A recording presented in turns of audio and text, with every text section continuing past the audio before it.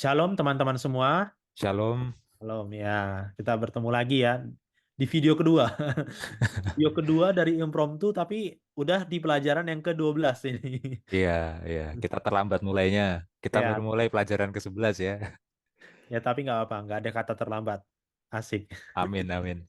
Oke, kita di pelajaran yang ke-12 ya, pelajaran yang ke-12 dan sebelum kita mulai saya mau memberikan ini sedikit nih, apa namanya info di video kali ini ya. Jadi kita puji Tuhan apa namanya ada beberapa viewer lah yang menonton dan juga berterima kasih dan juga memberikan saran. Nah, itu yang lebih penting ya. Saran. Jadi saran pertama adalah kalau bisa sumber-sumber apakah itu tertulis, kalau misalnya panjang di dalam bentuk PDF atau misalnya sumber misalnya URL aja link link yang kita pakai, nah itu bisa di-share. Nah, begitu ya. Jadi, terima kasih sarannya. Nanti mungkin komentari-komentari yang kita pakai atau ada buku-buku khusus, nanti saya akan upload di folder study notes yang sama ya. Jadi, teman-teman bisa download. Dan juga kalau link nanti langsung saya copy aja di study notes-nya gitu ya, karena cuma link. Dan di deskripsi juga, di kotak Ya, dan deskripsi. di deskripsi juga, benar. Hmm. Itu yang pertama, Mas Jansen. Yang kedua Oke. adalah saran dari viewer kita adalah karena videonya durasinya panjang, bagus untuk belajar, tapi lebih baik lagi nanti di akhir bagian, di study notes disertakan, tapi di akhir bagian video juga kita akan membahas poin-poin garis merah bagi penuntun guru ya, bagi guru yang akan mengajar gitu ya. Karena Hmm. kan tidak mungkin semuanya ini di cover ya dalam tiga Ya, puluh menit sampai 45 menit di iya. UKSN. Kecuali ada sekolah sahabat yang 2 jam di gereja masing-masing. Ya kayaknya nggak ada juga ya. Nggak ada ya? Nggak ada. Jadi khotbah aja nggak ada 2 jam. Iya, apalagi sekolah sahabat. Ya, jadi bagus juga sarannya. Mungkin nanti kita lihat lah poin-poin yang kalau bisa jangan sampai terlewat gitu ya, karena pasti ada lah yang harus dikorbankan dari semua poin yang dibahas gitu ya. Karena Itu waktu. ya karena masalah waktu gitu. Nah, jadi kira-kira itu dua saran yang utama yang kita terima. Terima kasih. Dan untuk memulai pelajaran kita seperti biasa, Mas Yansan boleh pimpin kita dalam doa. Oke, mari kita berdoa. Bapa di surga, terima kasih Engkau mengizinkan kami belajar hingga saat ini. Tuntunlah kami, pikiran kami yang lemah ini, dengan hikmat-Mu, dengan pengertian-Mu, bukalah hati kami agar kami dapat mengerti, dan setelah kami mengerti, kami mau menurut pelajaran ini sehingga kami terapkan dalam kehidupan kami. Tuntunlah hamba-Mu dan saudara Bill yang akan berbicara, supaya dapat berjalan dengan lancar dan semuanya menjadi pujian bagi nama-Mu. Kami berdoa melalui nama Tuhan Yesus Kristus yang telah menebus kami dari dosa. Amin. Amin, amin, puji Tuhan. Baik, kita di pelajaran yang ke-12, judulnya ibadah yang tidak pernah berakhir ya. Tema ibadah ini bagus sekali. Saya akan bacakan ayat hafalannya, diambil dari Mazmur 104, ayat 33. Aku hendak menyanyi bagi Tuhan selama aku hidup. Aku hendak bermazmur bagi Allahku selagi aku ada. Nah, Mas, Iya, ini mungkin kita masuk ke mana dulu nih kalau mau exegesis nih. Ini kan ada beberapa mazmur nih. iya. Saya baru ingat ini masuk 104 ayat 33 ini ada lagunya ya. Oh gitu? Ya kan lagu lagu rohani pop Indonesia itu kan. Oh. Atau ada atau enggak ya? Lupa-lupa ingat. Ya tapi agak familiar sih Agak familiar ya. frasa-frasanya. Iya. Nanti nanti kalau ingat dicari lagi. Tapi kayaknya lagu pop Kristen Indonesia ada yang bikin lagu dari ayat ini. Oke, Kalau ada viewers yang ingat lagunya lagu apa ya, taruh aja di kolom komentar ya. Karena saya juga lupa, tapi kayaknya ada gitu. kayaknya ada. Kayaknya ada. Oke, ini ayat inti yang sangat bagus. Kita nanti akan kembali lagi ke sini. Tapi Mm-mm. sekarang kita lihat dulu konteks keseluruhan Mazmur 104 ya. Jadi Mazmur 104 ini adalah Mazmur pujian dia, dan dia berisi dua dua tema utama. Hmm. Tema utama yang pertama adalah penciptaan. Tuhan pencipta alam semesta. Itu yang pertama. Kemudian tema yang kedua adalah bukan hanya Tuhan menciptakan alam semesta, tapi Tuhan menopang alam semesta, sustainer, ya, supaya alam semesta ini bukan hanya diciptakan, tapi setelah diciptakan dia juga akan terus berlangsung, berkesinambungan sesuai dengan ordernya. Hmm. Karena bayangkan kalau Tuhan hanya menciptakan saja, setelah Hmm. diciptakan terus gimana? Alam semestanya kacau balau gitu, chaos kan Ya. enggak? Setelah penciptaan kan bumi harus terus berotasi. bulan harus terus berevolusi terhadap bumi. Kemudian semua planet termasuk bumi harus mengelilingi matahari dan semua hal di alam semesta ini kan ada ordernya. Itu harus Hmm. terus berjalan tuh. Sedikit aja ada yang meleset, wah itu nggak tahu kayak gimana.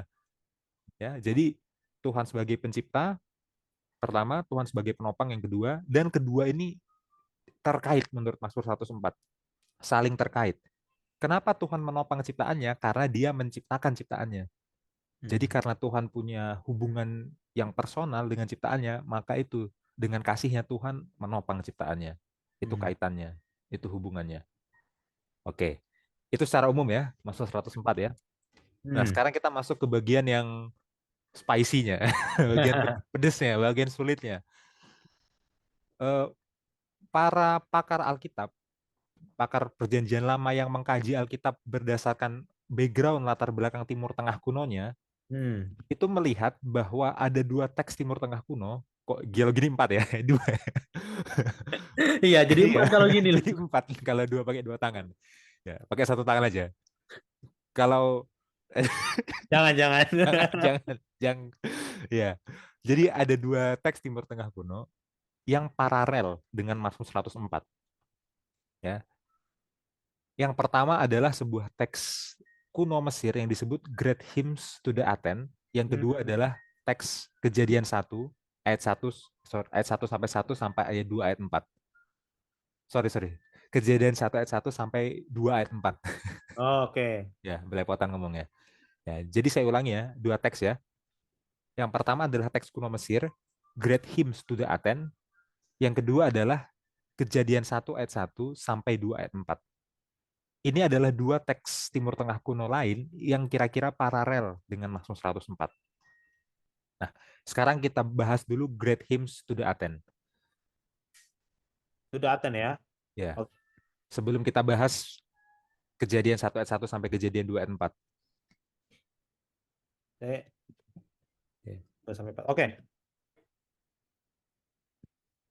The Great Hymn to Aten. Ini Ya. apa? Tulisan siapa ini? Apa ini? Buka aja di Google, Will. Oke. Tak cari ya. The Great Hymn to the Aten. The Aten ya. Ini bukan Dewi Athenanya Yunani ya, bukan. Tapi ini adalah Aten. Aten dewa mataharinya bangsa Mesir, ya. Hmm. Itu tertulisannya Akhenaten, ya kan? Aten. Ah, Iya, iya. Akhenaten ini adalah raja Mesir dari abad ke-14 sebelum Masehi, ya kira-kira 1400 tahun sebelum zamannya Yesus. Gitu ya. Jadi si Aten ini adalah sorry kok si Aten. Si Akhenaten ini adalah penyembah Aten, Iya. penyembah dewa mataharinya Mesir. Dia menulis himne, puisi, menulis dalam tanda petik menulis mazmur, mazmurnya dia ya untuk dewanya dia, Aten. Nah, para pakar Alkitab yang melihat konteks Timur Tengah kuno dari zaman Alkitab melihat banyak sekali kesamaan-kesamaan kata-kata maupun kesamaan-kesamaan tema antara Great Hymn to the Aten ya dengan Mazmur 104. Oke, paralel. Nah, Hmm. karena Great Hymn to the Aten ini adalah pujian untuk dewa matahari ya, dan Mazmur 104 ini juga punya tema matahari. Kalau Hmm. kita baca Mazmur 104 itu nanti dia berisi tema-tema tentang matahari itu. Nah, sehingga muncul pertanyaan lanjutan. Apakah Mazmur 104 ini adalah Mazmur sinkretisme? Sinkretisme ini jadi penggabungan Oh. penggabungan agama, penggabungan ajaran. Apakah Mazmur 104 ini menggabungkan apa ajaran Tuhannya Israel, Tuhan yang benar, dengan Tuhannya orang Mesir, Aten, dewa matahari, digabungkan, disinkretismekan. Apakah seperti itu? Karena paralelismenya tadi ada kesamaan kata-kata, kesamaan tema, sama-sama menggunakan motif matahari baik di Great Hymn to the Aten dan di Mazmur 104. Nah, ini jadi istilahnya jadi isu yang cukup sulit. Ya, Hmm. Hmm. tapi penting. Tapi Hmm. penting karena jangan sampai setelah kita belajar Alkitab selama ini ternyata ini pujian untuk dewa matahari ternyata. Iya, ternyata ini kopian aja. Kopiannya apa? Kopiannya himne Mesir gitu kan. Nah, karena kan ada serangan tuh. Ini sebenarnya ini ada tiruannya nih. Jadi ini Iya, nggak contek. banyak kan kita lihat apa terutama dari kalangan ateis ya, yang kayak gitu ya. Ateis ya. Iya, Alkitab ini cuma mencontek tulisan Timur Tengah kuno lainnya. Ini sebenarnya berasal dari Mesir, dari sini, dari sini. Bahkan ada Nah, yang bilang konteks Mesir ya. Bahkan ada yang bilang gap antara Yesus tahu kan dia masa kecil lalu habis itu dia ah, present himself yang dia ke oh gurun. iya, Itu ada yang usia bilang 4, dia ke Mesir iya, belajar ilmu belajar sihir, ini. belajar ilmu sihir. Iya.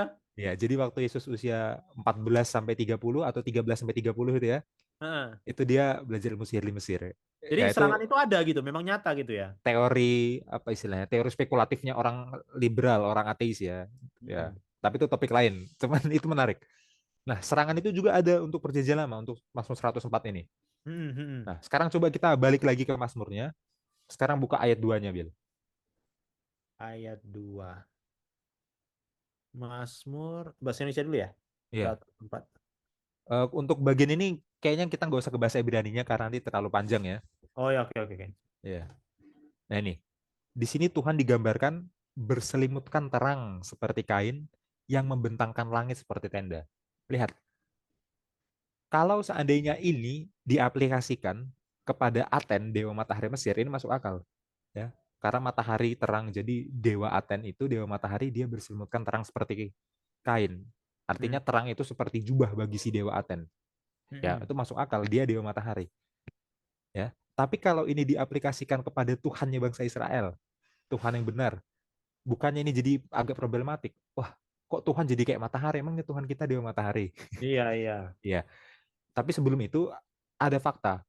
Meskipun banyak paralelisme antara Mazmur 104 dengan Great Hymn to the Aten, ya, Great Hymn to the Aten sendiri nggak memuat teks yang persis seperti ini. Nggak Oke. memuat teks yang kira-kira, oh Aten berselimutkan terang seperti kain. Nggak memuat itu. Ya, jadi paralelnya itu banyak tapi nggak sama persis. Mm-mm. Ya. Dan lebih lanjut kalau kita baca ayat 19 sampai 23, di situ dijelaskan kalau justru Tuhan ini punya kekuasaan, ya, punya istilahnya apa? Kekuatan yang jauh di atas melampaui bulan dan matahari yang biasa disembah oleh orang Timur Tengah kuno sebagai dewa. Karena Tuhan ini adalah penciptanya matahari, penciptanya bulan. Nah, justru ayat 19 sampai 23 ini menentang pandangan kalau Mazmur 104 ini adalah sinkretisme antara ajaran Tuhan yang benar dengan ajaran menyembah dewa matahari. Karena justru di sini Tuhan yang benar, Tuhannya Israel, dia dilihat sebagai lebih tinggi, punya kekuasaan, punya otoritas lebih atas ciptaannya sendiri, yaitu bulan dan matahari. Nah, coba Bill baca ayat 19-nya aja. Engkau telah membuat bulan menjadi penentu waktu, matahari yang tahu akan saat terbenamnya. Ya, jadi jelas ya di sini Tuhan yang membuat bulan, Tuhan yang membuat matahari, ya Mm. kan? Otoritas Tuhan di atas bulan, di atas matahari yang biasa disembah oleh orang Timur Tengah kuno sebagai dewa. Mm. Nah, kalau kita melihat di sini, di Mazmur 104 ayat 19, fungsi bulan dan fungsi matahari itu sama dengan fungsi yang dijelaskan dalam Kejadian 1 ayat 14. Mm. Ya, makanya Mazmur 104 ayat 19 ini juga paralel dengan Kejadian 1 sampai Kejadian 2. Ayat 19-nya paralel dengan Kejadian 1 ayat 14. Oke.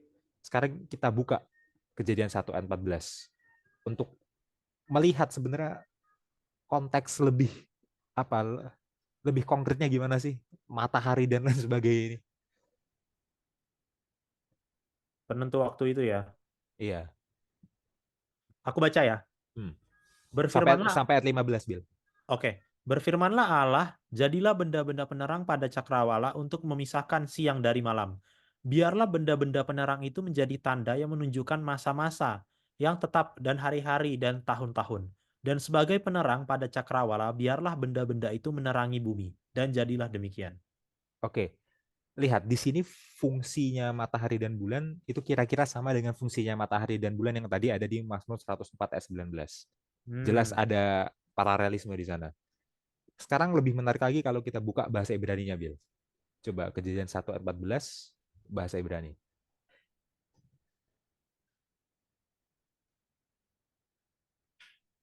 Oke, saya bacakan ya. Vayomer Elohim, berkatalah Tuhan, Yehi Meorot, biarlah ada penerang, Berekia Hasyamayim, pada cakrawala langit. Lehafdil untuk memisahkan Vein Hayom antara siang, Uvein Halaila dan antara malam. Vehayu Leotot supaya menjadi tanda ule muadim dan menjadi penentu musim, ule yamim dan menjadi penentu hari-hari, veshanim dan tahun-tahun. Ayat 15, vehayu maka jadilah lim korot. Mereka ini benda-benda penerang tadi ya, Menarang. ya sebagai penerang birki'ah hasyamayim pada cakrawala langit.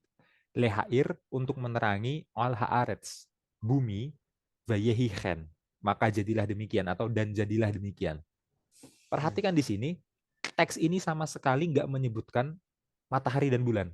Kata Hmm. matahari dan bulan nggak disebutkan. Walaupun kita semua tahu jelas secara fakta empiris ayat ini tentang penciptaan matahari dan Matahari bulan. dan bulan ya. Ya, jelas Bill juga setuju ya. Iya. Ayat ini memang berbicara tentang penciptaan matahari dan bulan. Tapi secara sastra, pilihan katanya, diksinya, dia memilih untuk menjelaskan penciptaan matahari dan bulan tanpa menyebutkan kata matahari dan kata bulan. Oke, dalam bahasa Ibrani, matahari itu bahasa Ibraninya adalah shemesh. Bulan bahasa Ibraninya adalah yareach. Hmm. Ada nggak kata shemesh di sini? Nggak ada. Ada nggak kata yareach di sini? Nggak ada. Ya. Lalu disebutnya sebagai apa? Sebagai meor. Dari kata or itu terang, meor itu alat untuk menerangi, benda penerang. Jadi di sini Shemesh dan Yareach, matahari dan bulan, nggak disebut nama bendanya, hanya disebut fungsinya saja sebagai meor, benda penerang. Kenapa seperti itu? Inilah konteks latar belakang Timur Tengah kuno penting. Hmm. Oke, sekarang kita buka satu paper yang sangat bagus. Ini ya Ya, yang saya udah kirim ke Bill lewat WA ya. lu kirim ya. Nah ini.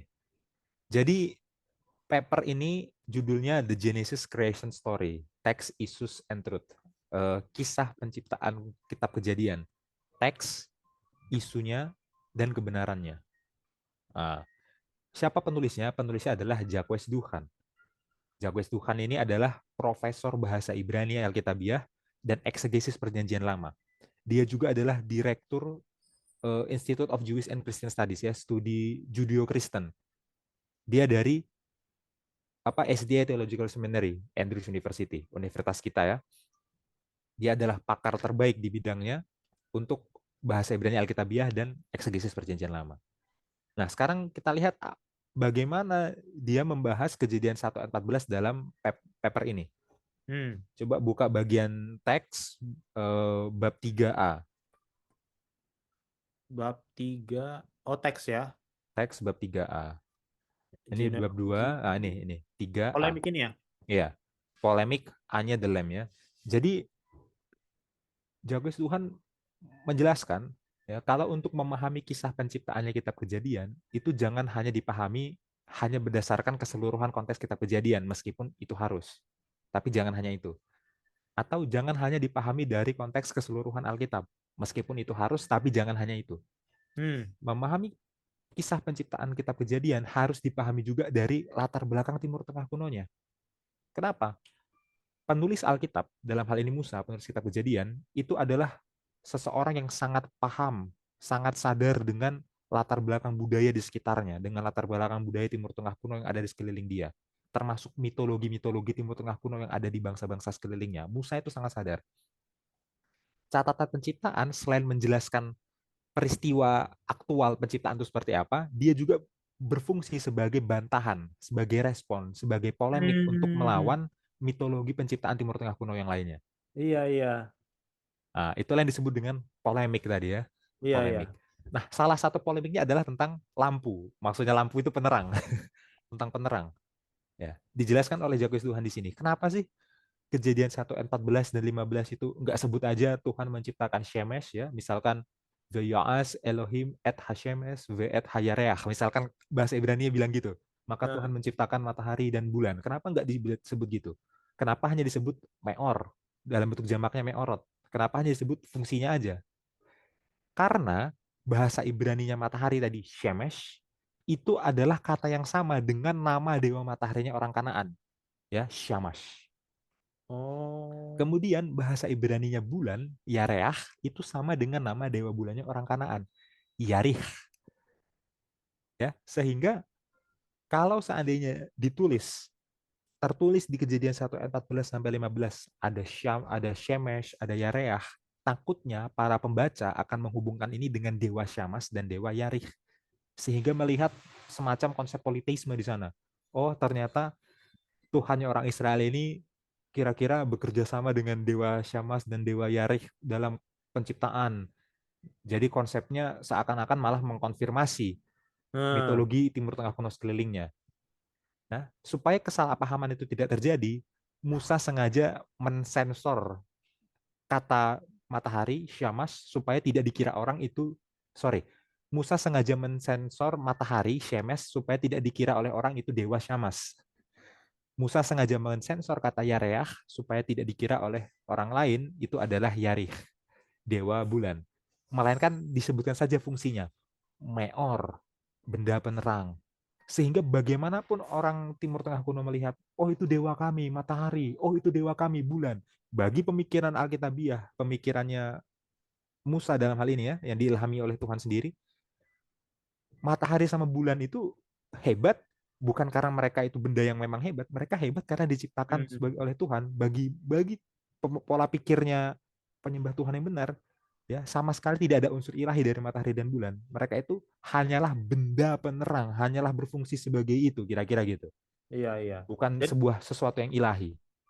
jadi konsepnya itu ya, Nah, aku mau ulang. Jadi sehingga dalam konsep teologi penyembah Tuhan yang benar, Tuhan ada di atas matahari gitu ya. iya, Matahari dan bulan, ya. Bulan dan matahari itu fungsinya sebagai benda penerang, bukan dan ilahi. mereka hanyalah berfungsi sebagai benda penerang. Aku boleh Ya, tambahkan nggak? Sebagaimana yang dideskripsikan Mazmur juga ya. iya, iya.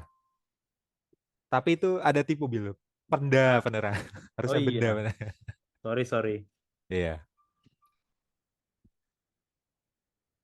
Oke, Mazmur 104 ayat 19. Oke, kita kembali ke Mazmur 104 ayat 2-nya coba. 142 ya. Nah, dengan pengetahuan kejadian 1 ayat 14, sekarang kita baca Mazmur 104 ayat 2 beda. Beda. Kita nggak akan melihat di sini Tuhan tuh seperti matahari, enggak. Kita di sini melihat yang berselimutkan terang seperti kain. Maksudnya apa? Terang itu munculnya dari dia. Iya Kalaupun iya iya. matahari itu bisa terang, Tuhan yang ciptakan supaya supaya dia jadi terang, supaya dia jadi benda penerang. Ya, maka ayat 2 ini sebenarnya bukan sinkretisme Tuhan yang benar jadi digabungkan dengan yang matahari, terus ajarannya jadi ajaran bercampur, enggak. Justru di sini menjelaskan seperti yang bilang tadi, diperkuat bahwa Tuhan tuh di atasnya matahari, di atas bulan dengan menyatakan kalaupun ada terang di matahari itu selimutnya Tuhan itu, dari Tuhan tuh semuanya. Gitu ya. Ya. Makanya kalaupun ada paralel antara Mazmur 104 dengan Great Hymn to the Athens, himnenya Dewa Matahari, iya memang ada paralel, jelas ada kesamaan kata-kata, kesamaan tema, iya. Tapi paralel itu bukan berarti persetujuan. Hmm, Paralel itu kan artinya ada alusi, ada kutipan. iya iya. Ya, tapi di sini Great Hymn to the Athens itu dikutip bukan untuk dikonfirmasi, dia dikutip untuk dibantah. Bantah. Hebat Dibantah, Musa ini ya. kalau Mazmur ini bukan Musa, kalau kejadian baru Musa. Iya, maksudnya si Musa kan nggak menyebut, ya dulunya hebat lah. Maksudnya kan dia pertama mensensor dulu kan. Iya, oh iya. Pertama disensor dulu, kemudian di tulisan yang selanjutnya ya Mazmur, dia dikutip tapi sambil dibantah. Sampai Dibantahnya dibantah. dengan apa? Dengan mengutip Kejadian 1. Artinya, artinya both Musa dan Daud yang menulis Mazmur aware, sadar akan ada polemik ini. Ya, polemik teologi ketuhanan dengan bangsa Timur Tengah kuno lainnya. Iya iya iya. Jadi kalau dianggaplah ini judul makalah gitu ya, atau skripsi lah gitu ya. Kira-kira judulnya gini, respon terhadap Great Hymn to the Athens berdasarkan Kejadian 1. Ditulis Jadi oleh ditulis oleh si pemazmur ya dalam bentuk lagu. itulah Mazmur 104 ya. Iya, jadi paralel iya, tapi konfirmasi enggak. Ya, ini bukan sinkretisme. Ada Hmm. tambahan Bil sampai sini? Iya, aku aku bukan hanya mengagumi mereka, pasti mereka diilhami lah. Aku Hmm. percaya semua tulisan diilhami, tapi maksudnya gini loh. Oke, orang diilhami, tapi kan Tuhan bekerja melalui orang juga kan. Iya, melalui Ah, pemikiran orang itu, pemikiran pengetahuan orang, orang itu. pengetahuan. Kalau Musa oke lah, dia dia Prince of Mesir. Jadi kalau mungkin teologi-teologi dewa, ya mungkin Tahu dia dia. kecipratan lah gitu kan. Dia sekolah di Dia sekolah, iya, di Mesir ya. sekolah dan sekolahnya nggak cecek gitu kan. Iya. Nah, lah kalau Daud ini kan kagak. Iya. Israel tuh lain lah istilahnya gitu ya. Iya kan? Jadi dua-duanya hebat tapi Mazmur ini dan ini lagu gitu kan. Jadi bukan Iya. Bayangin dia mengutip teks dari ajaran yang salah dan mengutip teks dari ajaran yang benar untuk mengcounter ajaran yang salah tapi dikomposisi jadi lagu. Wah, itu ya ya, nggak ya kalau nggak diilhami nggak tahu lagi ya. gimana caranya. Itu adalah seorang yang intelektual, seorang Iya. yang punya jiwa seni yang kemudian diilhami. Barulah jadi kayak gini. Iya, iya, iya, iya. Itu pelajaran bagus sih, pelajaran bagus sih. Nah, Hebat sih. sekarang apa makna rohaninya buat kita? Hmm, Ya kan aplikasinya apa? Itulah di ayat inti tadi, ayat tiga tiga puluh puluh tiga. tiga ya. Ya, coba baca lagi baru ke bahasa Ibrani-nya. Oke. Aku hendak menyanyi bagi Tuhan selama aku hidup. Aku hendak bermazmur bagi Allahku selagi aku ada. Oke, sekarang ke bahasa Ibrani-nya. Atau Oke. kopi dulu. Nggak apa? Oh, bahasa Bisa. Ibrani-nya. 100 mana 133 tuh bawah. Oke. Oke. Asyira la Adonai, aku akan bernyanyi bagi Tuhan. Behai, dalam hidupku. Azmara, aku akan bermasmur. Lelohai, bagi Allahku. Be'odi. Nah, Be'odi itu si terjemahan baru bahasa Indonesia menerjemahkannya sebagai selagi aku ada. Ya, tapi Iya. sebenarnya yang kirinya, yang kiri, itu ya. Oh, odd Tapi ini ya. ya, BOD, kata out itu sebenarnya arti literalnya adalah keberlanjutan, durasi. Ya, jadi kira-kira selagi aku ada itu maksudnya apa? Selagi aku masih bisa melanjutkan hidupku, selagi masih ada durasi nyawaku. Ingat, kita kembali ke konteks besarnya Mazmur 104. Mazmur 104 itu pertama menjelaskan bahwa Tuhanlah pencipta. Berarti Tuhanlah pencipta kita. Hmm. Makanya kita memuji Tuhan, beribadah pada Tuhan. Tapi yang kedua, bukan hanya dia pencipta, tapi dia juga menopang ciptaannya, sustain Eh, ciptaannya. Artinya apa? Kalau kita diciptakan Tuhan, itu awalnya. Tapi setelah kita diciptakan, kan itu sebenarnya bisa berhenti kapan saja. ya, bosan gua sama lu. Matiin Ya, aja. tahu mati gitu kan. Artinya setelah diciptakan, kalau setelah diciptakan sampai sekarang itu masih hidup, masih lanjut, masih ada durasinya, itu karena Tuhan yang menopang. Ya, makanya Mazmur ini mengajarkan kita bahwa kita menyembah Tuhan pertama karena Dia menciptakan kita, tapi kita juga harus sadar kalau sampai saat ini kita masih hidup, masih ada durasinya, masih lanjut, masih ada nafasnya, itu berarti kita harus menyembah Tuhan juga karena itu. Ya, Hmm. Hmm. bukan hanya karena Dia menciptakan, meskipun itu yang pertama, tapi yang kedua karena penciptaan itu masih berlanjut sampai sekarang, nyawa kita masih berlanjut sampai sekarang, harus tetap kita sembah Tuhan. Tuh, ya. Kemudian yang kedua, pelajaran rohaninya adalah Hmm. Mazmur ini menjelaskan bahwa penyembahan pada Tuhan, ibadah itu adalah sesuatu yang menjadi apa bagian selama kita hidup. Jadi Oke. dia bagian dari kehidupan secara umum, bukan hanya sesuatu yang terjadi pada event tertentu, misalkan waktu tertentu, tempat tertentu ya, misalkan pada hari tertentu, hari Sabat misalnya, atau misalkan pada tempat tertentu gereja. Ya itu nggak salah, itu ibadah formalnya, itu bagus sekali. Tapi ibadah sendiri secara esensinya adalah selama aku hidup. Hidup kita sendiri itulah ibadahnya. Itu dua aplikasi yang kita bisa dapat dari Mazmur 104 ayat 33.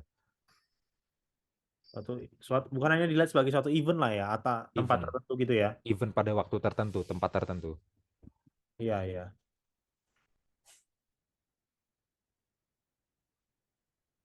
Aku jadi ingat yang waktu Ya, kita bahas waktu itu tentang tentang kata avodah ya, tentang kata ya. avodah. Kita pernah Di, belajar udah lama itu ya. iya, di kejadian penciptaan ya waktu waktu si Adam Ya, Adam. Coba remind remind lagian. ya itu pertama kali itu dipakai ini ya oleh oleh Adam di Kejadian 2 ayat 15 ya Hmm. untuk apa merawat itu ya, merawat apa istilahnya?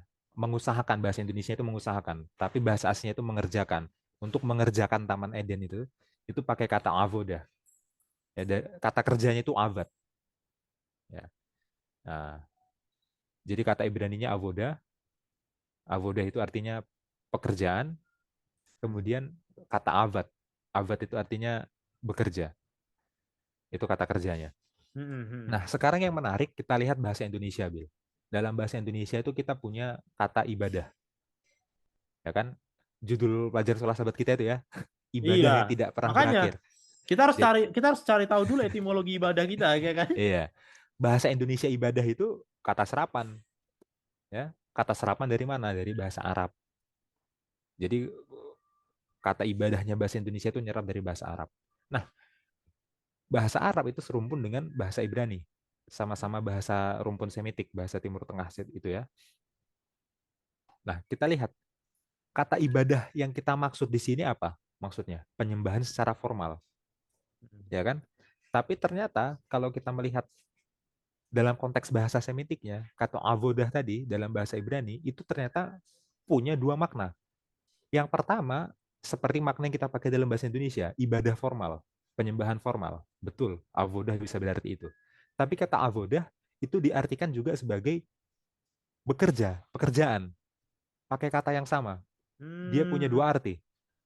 Ya, jadi dalam bahasa Ibrani kalau kita menyebut penyembahan formal, worship gitu ya, avodah. Kalau kita menyebut pekerjaan, ya, pekerjaan apapun, merawat taman dan lain sebagainya, avodah juga. Ya, sehingga tidak ada pemisahan antara oh yang rohani ini yang ibadah formal, yang kerjaan biasa itu sekuler enggak, ya. Ibadah formal dan bekerja itu dua-duanya ibadah. Karena ibadah itu adalah hidup itu sendiri, Nah, ya. itu dia poinnya. Ya. Karena Adam, ya, bagi Adam di Kejadian 2 ayat 15, kata avodah itu dipakai oleh dia untuk apa mengerjakan Taman Eden, mengusahakan Taman Eden. Tapi nanti kata yang sama itu dipakai oleh para imam di kitab Imamat untuk memimpin bait suci. Ya, jadi avodah ini sebenarnya kerja ngerjain taman atau mimpin bait suci. Ya, semuanya, Dua-duanya. dua-duanya, semuanya itu ibadah. Cuman ada yang formal pada event tertentu, waktu tertentu ya, worship gitu ya. Ada juga ibadah melalui pekerjaan. Ya. Intinya seluruh hidup itulah ibadah. Avodah itu konsepnya itu. Hmm. Gitu. Ya, itu bagus sekali ya, seluruh hidup. Jadi mereka ada kata itu ya untuk Iya. mendeskripsikan itu. Dan kata ibadah kita itu sebenarnya dari Arab dan Arab serumpun sama Ibrani. Jadi harusnya kita nangkep makna itu juga ya. Ya, ya, ya, ya. Harusnya, harusnya. Itu. Harus. Oke, ada tambahan Bil sampai sini? Iya, aku rasa cukup sih. Aku ingat yang Avoda tadi. Iya. Makanya bagus juga Ini kalau kita penting ya, ini etimologinya kan ya. ya etimologi. Jadi kan kita ngomong ibadah-ibadah, judul pelajaran kita kan ibadah soalnya. Ibadah Ibadah tidak. yang tak pernah berakhir itu kan ibadah selagi ku ada. Itu kan? Iya, iya. Nah, kalau misalkan ibadah cuma pada event tertentu, Berarti kan berakhir. berakhir dong setelah jam ibadah berakhir, berakhir. Iya. Misalkan berakhir jam 12 nih, hari Sabat. Berakhir dong berarti. Iya. Tapi kalau tidak pernah berakhir berarti kan seumur hidup itulah. Sekarang aja lagi ibadah. Bukan Iya. nanti setelah kita tutup ini Zoom, terus kita misalkan makan gitu ya, itu ibadah juga itu kan. Besok bil kerja lagi, ibadah ibadah lagi gitu kan. Makanya yang dibilang apapun yang kamu lakukan, Iya, lakukanlah iya, sama Tuhan masuk akal. iya. Karena akhirnya semuanya ibadah ya. Semuanya ibadah. Konsep pemikirannya ayat itu dari konsep Abudah ini. Iya. Wah, ini kalau misalnya dilakukan ya, nggak ada orang korupsi, nggak ada orang Iya, nggak ada iya. orang Nggak ada orang misalkan di sekolah nyontek gitu. nyontek. Iya kan? Iya, karena dia ngelihat belajar di sekolah itu ibadah kok. Iya. Iya, nggak nyontek dia kan. Wah, Nah, susah sih. Ini secara fundamental dalam, tapi praktisnya ya susah ya. ya kayaknya ini sebenarnya etiknya orang Kristen itu sebenarnya ini harusnya ya. Harusnya ya, yang Semua membedakan hal kita kan. semua hal itu ibadah, semua hal itu untuk Tuhan. Iya, Iya. cuman ya Tuhan yang menguatkan kita supaya bisa melakukannya. Amin. Oke, kita lanjut ya. 104 Eh, udah kelar ini lah ya. 104 udah kelar. Kemudian di pelajaran kita itu ada tentang nyanyian baru. Nah, ada banyak ayat yang dikutip ya di sini. Ada Mazmur 33 ayat 3, Mazmur 40 ayat 3, Mazmur 96 ayat 1, Mazmur 98 ayat 1, Mazmur 144 ayat 9, Mazmur 149 ayat 1. Hmm. Ya, itu Version adalah itu ya. Mazmur-Mazmur yang membahas nyanyian baru. Memang banyak Mazmur yang membahas tentang nyanyian baru ya. Tapi kita akan fokus ke salah satunya aja. Mazmur 40 ayat 3. Karena 40. kira-kira temanya ini sebenarnya mirip-mirip dengan yang lainnya juga ya. Iya. Jadi nggak Wait, apa-apa kita kita bahas satu salah lagi satu. ya. Sebentar, satu lagi ya, viewer jangan emosi ya kalau kita cuma pilih satu dari enam gitu. Ya panjang nanti videonya 4 jam. Ya, yang lainnya dikutip aja. Ya, tadi udah disebutkan, teman-teman bisa baca juga. Tapi yang Heeh. kita eksegisi secara mendalam, kita pilih Mazmur 40 ayat 3 aja ya. Bawahnya Bil ya. Karena kan Ya, penomoran yang elektronik sama yang cetak apa beda. yang cetak beda ya. Ya. Coba baca Bil. Oke, bentar. Aku besarkan sedikit. Oke. Ia memberikan nyanyian baru dalam mulutku untuk memuji Allah kita. Banyak orang akan melihatnya dan menjadi takut, lalu percaya kepada Tuhan. Oke. Sekarang kita buka bahasa Ibrani ya. Bentar. 40, 40 ayat 3. Ini. Iya. Vayiten bepi, dia akan memberikan pada mulutku syir hadas, lagu baru, nyanyian baru. Tehilah le Eloheinu, pujian bagi Allah kita. Ir'u rabim, banyak akan melihatnya. Veyira'u, dan takut, dan akan takut. Veyiftehu, dan akan percaya ba Adonai, dalam Tuhan atau kepada Tuhan. Hmm. Nah, sekarang kita coba lihat detail grammarnya, tata bahasanya. Hmm. Itu ada kata yir'u rabim. Di atas, Ini. kirinya, nah itu ya, dari kata ra'ah. Ra'ah itu melihat. Oh, Ra'ah itu melihat. Nah, yir'u ini adalah bentuk imperfect dari ra'ah. Biasanya imperfect itu apa? Imperfect itu biasanya future tense. Jadi kalau ra'ah itu melihat, maka yir'u itu menjadi mereka akan melihat. oke, Jadi oke, oke. future tense, jadi masa depan. Jadi akan gitu ya. Maka kalau dikatakan yir'u rabim, berarti banyak akan melihat. Ya. Mm-mm. Jadi hanya mendeskripsikan masa depan aja. Oh, banyak akan melihat gitu. Tapi kita harus tahu bahwa bentuk imperfect ya itu nggak selalu hanya bermakna future tense secara sederhana. Nggak selalu begitu. Di sini dalam bahasa Ibrani ada konsep yang cukup advance yang namanya jasif. Jasif ya. Jadi eh, jasif ini adalah perkembangan dari future tense. Kalau future tense itu hanya menyatakan sesuatu akan terjadi di masa depan, jasif ini naik level. Jasif ini Level. menyatakan bahwa bukan hanya sesuatu akan terjadi di masa depan, tapi di dalamnya itu ada makna tekad, keinginan kuat bahwa sesuatu itu harus terjadi atau pasti terjadi, harus diusahakan terjadi. Hmm. Hmm. Ya, contoh gini, misalkan aku bilang besok pagi aku akan makan. Itu penjelasan sederhana tentang future tense, Ya, tentang kejadian di besok pagi, ya. di masa depan aku akan makan. Tapi kalau aku bilang, wah, pokoknya besok pagi aku mau makan. Itu bukan hanya penjelasan tentang sesuatu yang akan terjadi di masa depan, Nah, tapi aku punya tekad, punya niat udah kuat, diniatkan mau makan. udah punya niat kuat bahwa itu akan terjadi di masa depan. Iya. Sama-sama future tense, tapi Nah, nuansnya beda. Yang oke, satu oke, oke. hanya deskripsi sesuatu terjadi di masa depan, yang satu deskripsi sesuatu terjadi di masa depan plus niat, plus tekad bahwa harus terjadi itu. Hmm. Nah, di sini Yir'u Rabim, bahasa Indonesia menerjemahkannya banyak orang akan melihatnya. Ya, itu hanya future tense biasa, tapi kalau jasif, jasif itu jadinya gimana? Biarlah banyak orang akan melihatnya, atau semoga banyak orang akan melihatnya, atau pokoknya banyak orang akan melihatnya.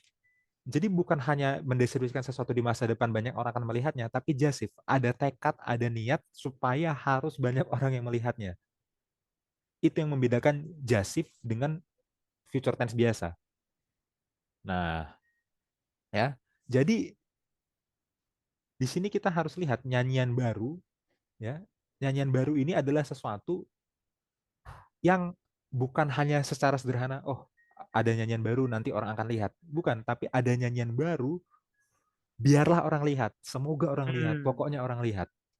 Itu, ya. Lalu Kita lanjutkan, ada dua kata kerja lagi kan, ada takut dan percaya, ya kan? Hmm.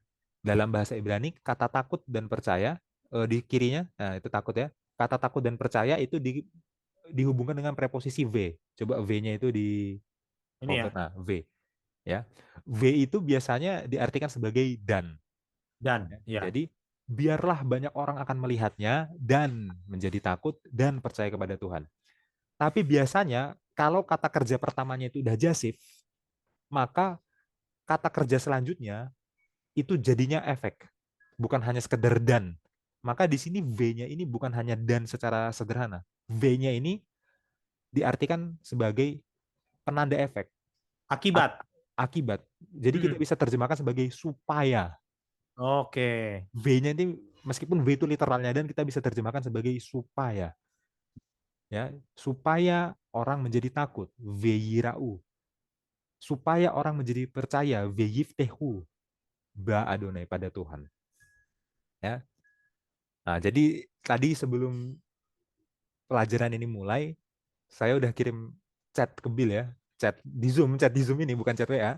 Jadi saya seakan apa ya, berusaha untuk gimana kalau saya jadi penerjemahnya gitu dan membuat penerjemahan yang menangkap makna jasifnya ayat ini dan makna efek dari ayat ini.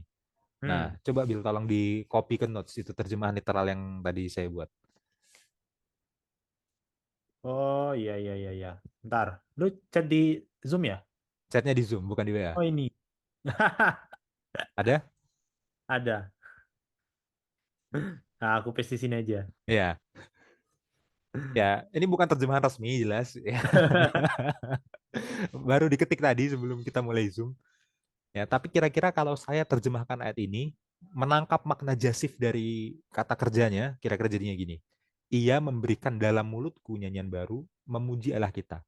Biarlah banyak orang akan melihatnya, supaya menjadi takut, lalu percaya kepada Tuhan.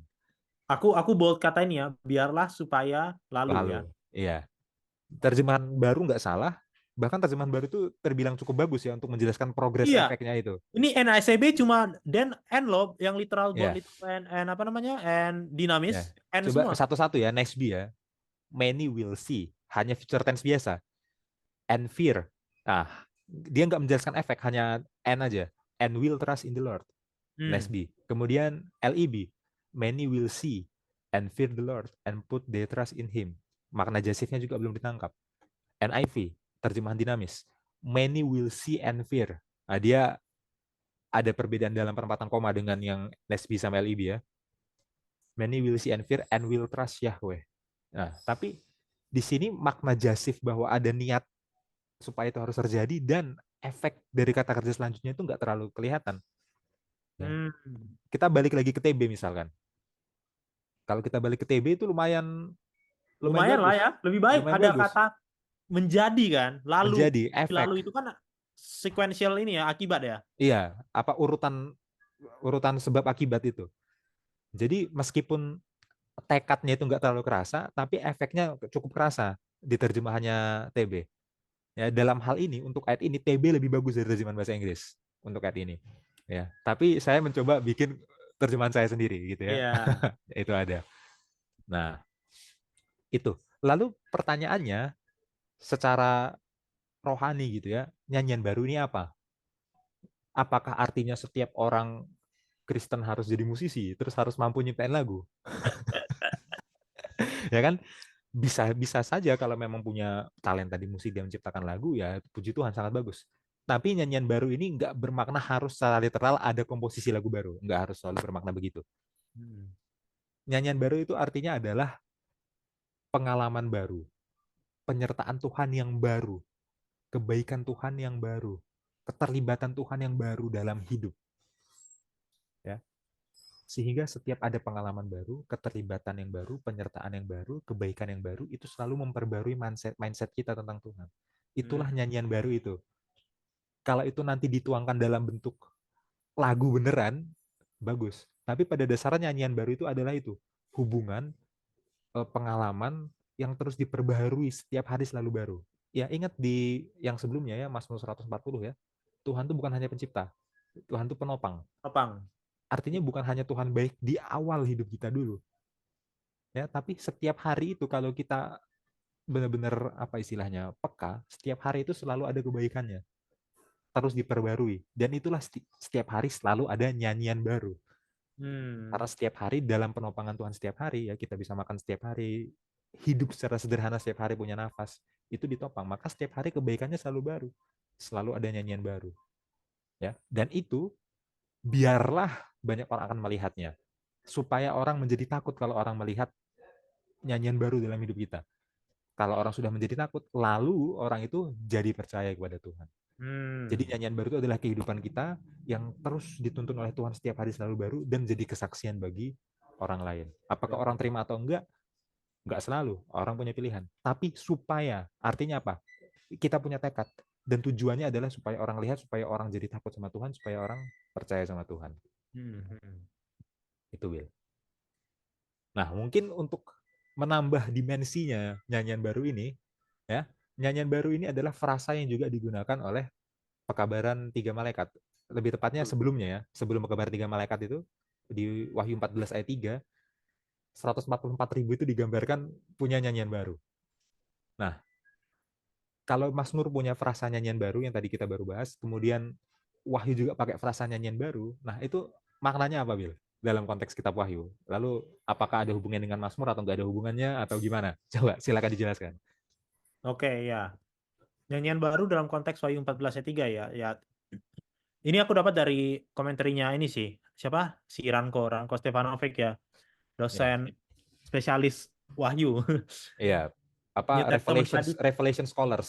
Ya, Revelation Scholars lah sama John Paulin itu sohibnya. Iya. Ya, tapi nanti nanti PDF-nya saya upload sekalian jadi teman-teman juga bisa lihat. Nah, konsep 14 ayat 3 mungkin kita kita buka dulu lah ya. 14 ayat 3-nya. Soalnya di sekolah sahabat kita juga kayaknya ditulis ya. Iya, itu di Oh, pertanyaan ini. yang paragraf ke sebelum paragraf kedua ada pertanyaan ya. Ya. Bentar, saya buka dulu Wahyu 14 ayat 3. Ya ini ya. Wahyu 14 ayat 3. Mereka menyanyikan suatu nyanyian baru di hadapan tahta dan di depan keempat makhluk dan tua-tua itu. Dan tidak seorang pun yang dapat mempelajari nyanyian itu selain daripada 144.000 orang yang telah ditebus dari bumi itu. Nah, jadi nyanyian baru dimiliki oleh siapa menurut ayat ini? Dimiliki oleh si 144.000. 144.000 benar. Hmm. Nah, tapi kita harus menjawab dulu siapa 144.000 gitu kan. Hmm. Nah, itu terjawab dalam dalam kalau kita lihat di Wahyu 7 ya. Wahyu 7 itu menjelaskan siapa 144.000. Bener kan ini 144. Iya, empatnya kebanyakan tadi. Iya. Nah, kalau teman-teman nanti buka di Wahyu 7 ya, ini saya singkat aja. Jadi Wahyu 7 itu berbicara tentang 144.000. 144.000 ini adalah simbol bagi remnant atau umat sisa ya yang percaya kepada Tuhan dan masih hidup sesaat sebelum Tuhan datang Hmm. yang kedua kali. Nah, jadi saya ulang. Orang yang percaya kepada Tuhan banyak sepanjang masa. Dari Ya. Adam sampai nanti. Tapi hanya orang inilah yang masih hidup. Jadi khusus kepada orang yang masih hidup sesaat sebelum Yesus datang. Sesaat sebelum Yesus datang. Lebih detail lagi di Wahyu 7, mereka ini gitu ya. Mereka ini adalah kumpulan umat yang akan melewati kesesakan besar atau ujian terakhir. Nah, orang Advent langsung mengerti ujian terakhir itu adalah apa? Ujian tanda binatang. Hmm. Nah, jadi kalau kita lihat di Wahyu 7, sebelum mereka memasuki kesesakan besar, Tuhan kasih materai supaya tahu nih bedanya. Ini orangku, kata Tuhan kan. Hmm. Yang menerima materai inilah si 144.000 mau memasuki peperangan, kesesakan besar. Mereka tidak akan menerima tanda binatang. Nah, setelah mereka keluar dari perang itu, setelah selesai perangnya, lalu mereka menang, itulah di Wahyu 14 14. gitu. Jadi Jadi Wahyu Wahyu, 14 ini setelah mereka menang ya. iya, Wahyu 14 ini menggambarkan kemenangan 144.000 gitu ya. Nah, frasa yang dipakai oleh Yohanes adalah mereka menyanyikan suatu Nyanyian nyanyian baru. baru. Nah, jadi kenapa nyanyian baru? Kembali ya, kata nyanyian baru ini paling banyak dipakai oleh Mazmur. Ya, Iya. itulah kenapa Mazmur menyinggung ini nyanyian baru, nyanyian baru. Nah, di dalam konteks nyanyian baru di Mazmur, komentari mengatakan bahwa kenapa Daud suka memakai nyanyian baru? Karena Daud ini adalah orang yang paling banyak pengalamannya. Kalau nyanyian baru itu sama dengan pengalaman yang tadi, maka Daud ini orang yang paling banyak pengalamannya bersama Tuhan. Dia dikejar, dia ini. Jadi setiap masuk gua baru ada lagu di gua Hmm. ini. Nanti pindah gua Iya. lagi ada lagu di gua Perang ini. lagi. Perang lagi gitu kan. Nanti anak lagi. Jadi Iya. setiap pengalaman tuh nyanyian baru bagi Daud. Iya. Nah, bagaimana dengan sisa 144.000 ini? Hanya mereka lah yang punya pengalaman melewati perang itu. Adam tidak punya pengalaman itu. Musa tidak punya. Paulus tidak punya. Kita pun kalau kita udah mati nanti sebelum Yesus datang, kita pun nggak punya Hmm. pengalaman menolak tanda binatang dan akhirnya dinyatakan menang. Orang yang hidup terakhir menjelang Yesus datang. Itulah kenapa di Wahyu 14 ayat 3 dibilang dan tidak seorang pun yang dapat mempelajari nyanyian itu. Ya memang, Karena pengalamannya unik, hanya pengalamannya 144.000 itu. iya pengalamannya hanya punya mereka doang. Iya. Jadi Gitu ya. cuma mereka yang bisa nyanyian itu. Iya, iya gitu. Jadi itulah konteks nyanyian baru ya, konteks dalam di dalam konteks Wahyu ya. Pengalaman yang unik. Nah, itu sebenarnya pertanyaan rohaninya banyak tuh. Ya, berarti kalau tadi misalkan nyanyian baru dalam kitab Mazmur itu mungkin kita melihatnya seperti pengalaman individu ya. Iya, Pengalaman individu, oh ada pengalaman baru, penyertaan Tuhan yang baru, kebaikan Tuhan yang baru, campur tangan Tuhan yang baru. Maka itulah nyanyian baru itu. Kalau ini nyanyian baru, tetap saja konsepnya sama. Pengalaman baru, campur tangan Tuhan yang baru, kebaikan Tuhan yang baru, keterlibatan Tuhan yang baru, tapi konteksnya dalam skala satu generasi. benar. Generasi terakhir Global. itu, generasi Iya, terakhir sebelum Tuhan datang. Bukan pengalaman baru individu aja. iya, Dan ini benar-benar baru karena generasi sebelumnya benar-benar nggak mengalami itu. iya. Kira-kira gitu ya, Bila? Benar. Oke. Ya, mungkin pertanyaan lanjutan ya, dihubungkan ke Wahyu 14 ayat 1-nya. Dan ini berhubungan dengan pelajaran sekolah sahabat-sahabat lalu ya. Hmm. Ada di situ sebutan Bukit Sion. Sahabat lalu kita baru belajar tentang Sion ya. Nah, apa maksudnya dikatakan kalau si 144.000 ini ada di Sion? Nah, Oh, ayat rasa 1. Sion ini ya. Iya. Rasa Sion ini ya. Dan aku melihat sesungguhnya anak domba berdiri di Bukit Sion. Dan bersama dengan dia 144.000, ya kan? Hmm. Dan apa 144.000 orang. Dan di dahi mereka tertulis namanya dan nama bapaknya. Nah, jadi kalau dihubungkan lagi ke pelajaran sahabat lalu, ya, bukan hanya mereka menyanyi nyanyian baru, tapi mereka ada di Sion. Nah, kira-kira gimana nih maksudnya dari nubuatan ini? Iya, kalau kata Sion sendiri sepanjang Wahyu Sion itu selalu digunakan.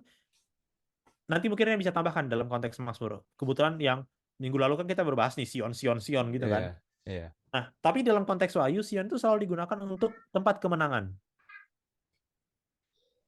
Ya, dalam konteks Wahyu adalah tempat kemenangan. Nah, dalam konteks ini kemenangannya siapa? 144.000. Itu dalam konteks Wahyu.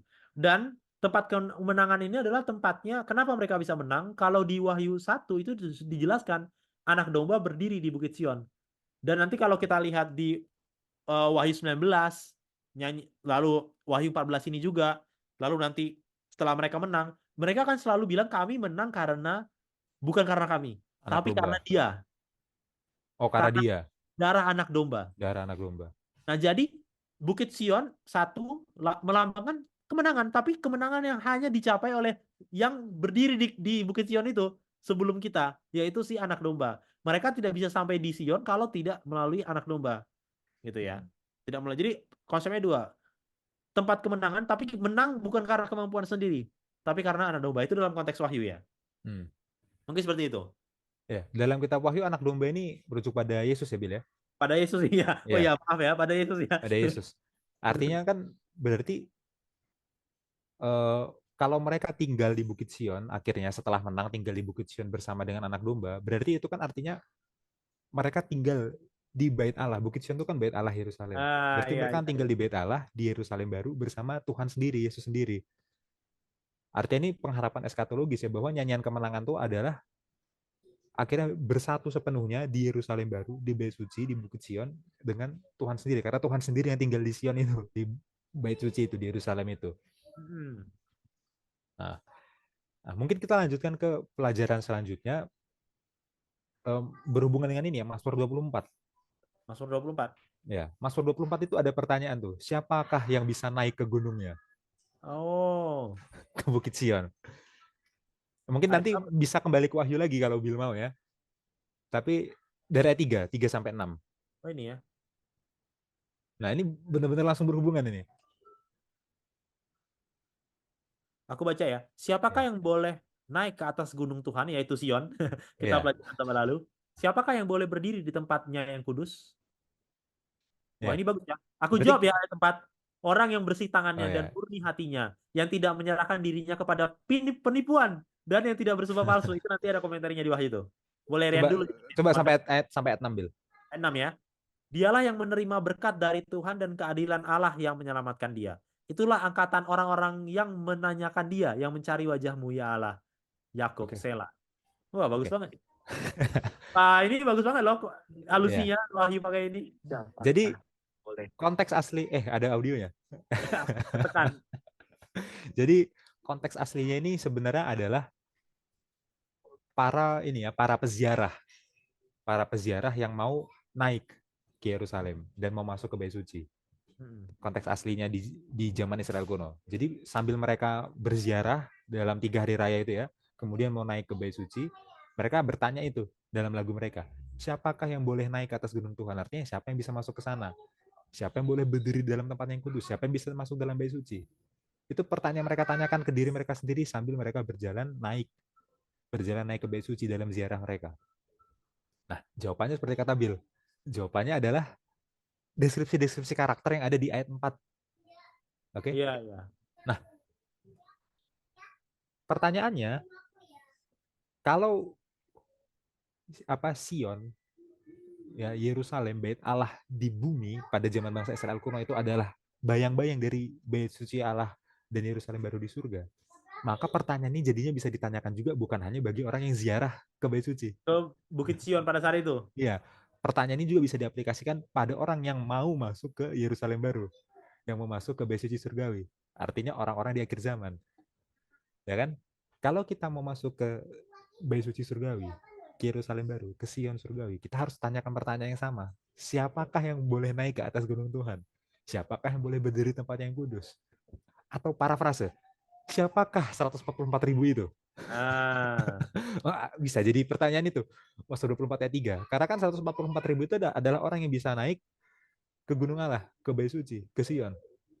Deskripsinya ada di ayat 4. Apa? Yang bersih tangannya dan murni hatinya. Coba ke bahasa Ibrani, Bill. oke. 24 ya. Ya, ayat langsung ke ayat 4-nya aja. Ya, ini katakan Neki Kapaim, ya, tangannya bersih, uvar levav, dan murni hatinya. Lihat di sini, dia menggunakan 2 hal untuk menggambarkan 2 aspek dari kebenaran. Yang pertama adalah neki kapaim, bersih tangannya. Jadi ini aspek eksternal, Hmm. aspek luar yang kelihatan dikerjain. Hmm. Kalau tangan kita itu mengerjakan sesuatu bersih atau enggak, itu orang lain bisa lihat. Bisa lihat. Artinya neki kapaim yang bersih tangan yang maksudnya apa? Yang perbuatannya emang benar. Hmm. Yang dikerjakan tangan itu maksudnya perbuatan ya, yang perbuatannya benar. Oke. Tapi yang kedua, uvar levav, dan yang murni hatinya. Ini ngomongin apa? Yang di dalam, internal. Kenapa? Karena kemurnian hati, hati itu pikiran ya. Kemurnian hati itu nggak dilihat oleh orang. Iya. Orang nggak bisa baca pikiran kita. Artinya, ayat ini mau bilang, siapakah yang bisa naik ke gunung Tuhan? Ya, siapakah yang bisa masuk ke bait Allah? Siapa yang bisa masuk Sion? Itu ada dua. Yang dilakukan dia itu benar, tapi yang pikirannya dari dalam juga emang udah benar. Yang Hmm. eksternalnya udah benar, dan yang internalnya juga udah benar. Dua aspek, internal eksternal. Eksternalnya tangan, internalnya hati. Lanjut. Asher lo nasa leshave nafshi. Nah ini terjemahan bahasa Indonesia kurang tepat ya. Saya terjemahkan secara literal dari saya sendiri dulu. Asherlo yang tidak nasa mengangkat jiwanya, ya itu ada nafsi ya. Nasa leshave mengangkat kepada kebohongan nafsi jiwanya. Nah, jadi yang tidak mengangkat jiwanya kepada kebohongan. Nah, kalau bahasa Indonesianya apa tadi? Yang Menyerahkan tidak. dirinya kepada penipuan. Tapi dalam bahasa aslinya yang tidak mengangkat jiwanya kepada kebohongan. Artinya ini merujuk kepada internal atau eksternal? Tidak mau ikut internal. Internal, jiwa kan? Ah. Nah, jadi bukan hanya dia perilakunya benar, tapi dari dalam hatinya, jiwanya itu udah nggak terangkat untuk ke hal-hal yang penipuan. Pikirannya udah benar dulu, dari hatinya udah nggak mau ke penipuan itu. Ya, lihat terjemahan bahasa Inggrisnya lebih bagus ya. Terjemahan Nesby misalnya, who has not lifted up his soul to deceit. Ya, ya. Lebih sesuai dengan bahasa aslinya. Ya, kemudian LEB-nya menarik banget ini. Who does not trust in an idol. Jadi dalam bahasa Ibrani kata syave, penipuan itu bisa digunakan juga untuk berhala. Punya Oh. makna ganda. Wah, hebat ya LEB, ditangkap itu ya. LEB pakai makna yang kedua. LIB ini literal kan? Literal juga, tapi dia nangkap makna yang keduanya. Ya, ya, ya. Kalau NIV, who does not lift up his soul to falseness, yang tidak mengangkat jiwanya pada kesalahan. Nah, jadi karakter pertama orang yang bisa masuk ke Sion lagi-lagi internalnya. Jangan dulu ngomongin melakukan kesalahan, jangan dulu ngomongin itu. Melakukan itu udah aksi. Tapi yang pertama, yang jiwanya itu nggak terangkat, nggak diangkat menuju kesalahan. Dia nggak suka, hatinya itu nggak suka untuk yang gitu-gitu, yang salah-salah itu. Internalnya dulu. Oke, Hmm. baru apa eksternal. Velo nisba lemirma, ya, dan tidak bersumpah atau tidak berjanji untuk untuk menipu. Artinya janji tapi nggak ditepati, ngomong tapi nggak sesuai. Nah, gitu ya. Baru aspek eksternalnya, kelakuannya. Ya, benar-benar dilakukan itu. Tidak menepati janji, membuat kebohongan. Ya. Jadi karakter orang benar itu dimulai dari yang dalam dulu, hati, keluar ke tangan. Hatinya tidak mau terangkat dulu ke kesalahan, baru dia tidak berbohong. Ingat, orang bohong itu jangan lihat kelakuannya doang bohong. Kalau dia Ya. bohong, Alasannya. hatinya itu udah terangkat ke kebohongan dulu. Ya, jadi karakter orang benar yang mau masuk Sion, yang mau masuk ke dalam bait Allah, ya, dalam konteks saat itu mau ziarah, dalam konteks sekarang mau masuk ke surga, gitu ya. Internal eksternal, bukan hanya tidak melakukan kesalahan, tapi tidak punya niat, jiwanya tidak mengarah ke kesalahan itu. Itu ayat 4. Hmm. Nah, pertanyaannya, ini jadi pertanyaan yang sering banget ditanyakan ya tentang doktrin last generation. Ada kan Bil ya? Apa Ya, tidak apa itu? bercela. Tidak bercela, generasi terakhir itu harus tidak bercela, tidak punya Eh, kecenderungan berbuat dosa dan lain sebagainya. Itu ada pertanyaan, emang mungkin? Emang mungkin? Bukan hanya tidak berbuat loh, tapi dari dalam jiwanya sudah tidak mengarah ke sana. Emang mungkin? Emang mungkin orang dari dalamnya juga sudah tidak terangkat menuju kesalahan? Ya kan? Jawabannya ada di ayat 5-nya. hmm. Ya. Dalam bahasa Ibrani ya, Bil.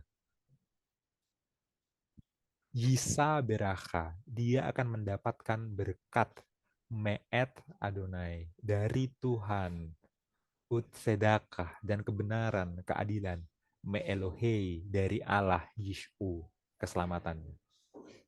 Menurut narasinya Mazmur ini, kalaupun ada orang yang mencapai kondisi perfect itu, luar dalam, bukan hanya perilakunya perfect, tapi dari dalam hatinya juga udah gak ada kecenderungan ke sana, itu apa? Bracha me'et Adonai. Berkat dari Tuhan. Tuhan yang ngasih berkat Tuhan supaya yang kasih kesanggupan. kasih kesanggupan supaya mampu melakukan itu. Ya. Lanjutnya, ut sedekah. Kalaupun benar, sedekah ya benar, adil, sejak dalam pikiran dan akhirnya ke perbuatan, itu beraha Adonai, berkat Tuhan. Bahkan kalaupun akhirnya dia selamat, selamat itu maksudnya akhirnya diselamatkan sampai masuk ke Sion, berkat Adonai, me Elohai Yishu, dari Tuhan sang penyelamatnya. Oh, Hmm. sorry, bukan Yishu, Yishu, ya, nikutnya di atas ternyata, bukan di. Ya, kadang-kadang karena fontnya kecil, nikutnya di kiri atau di atas tuh suka Iya, salah baca tertukar ya. ya.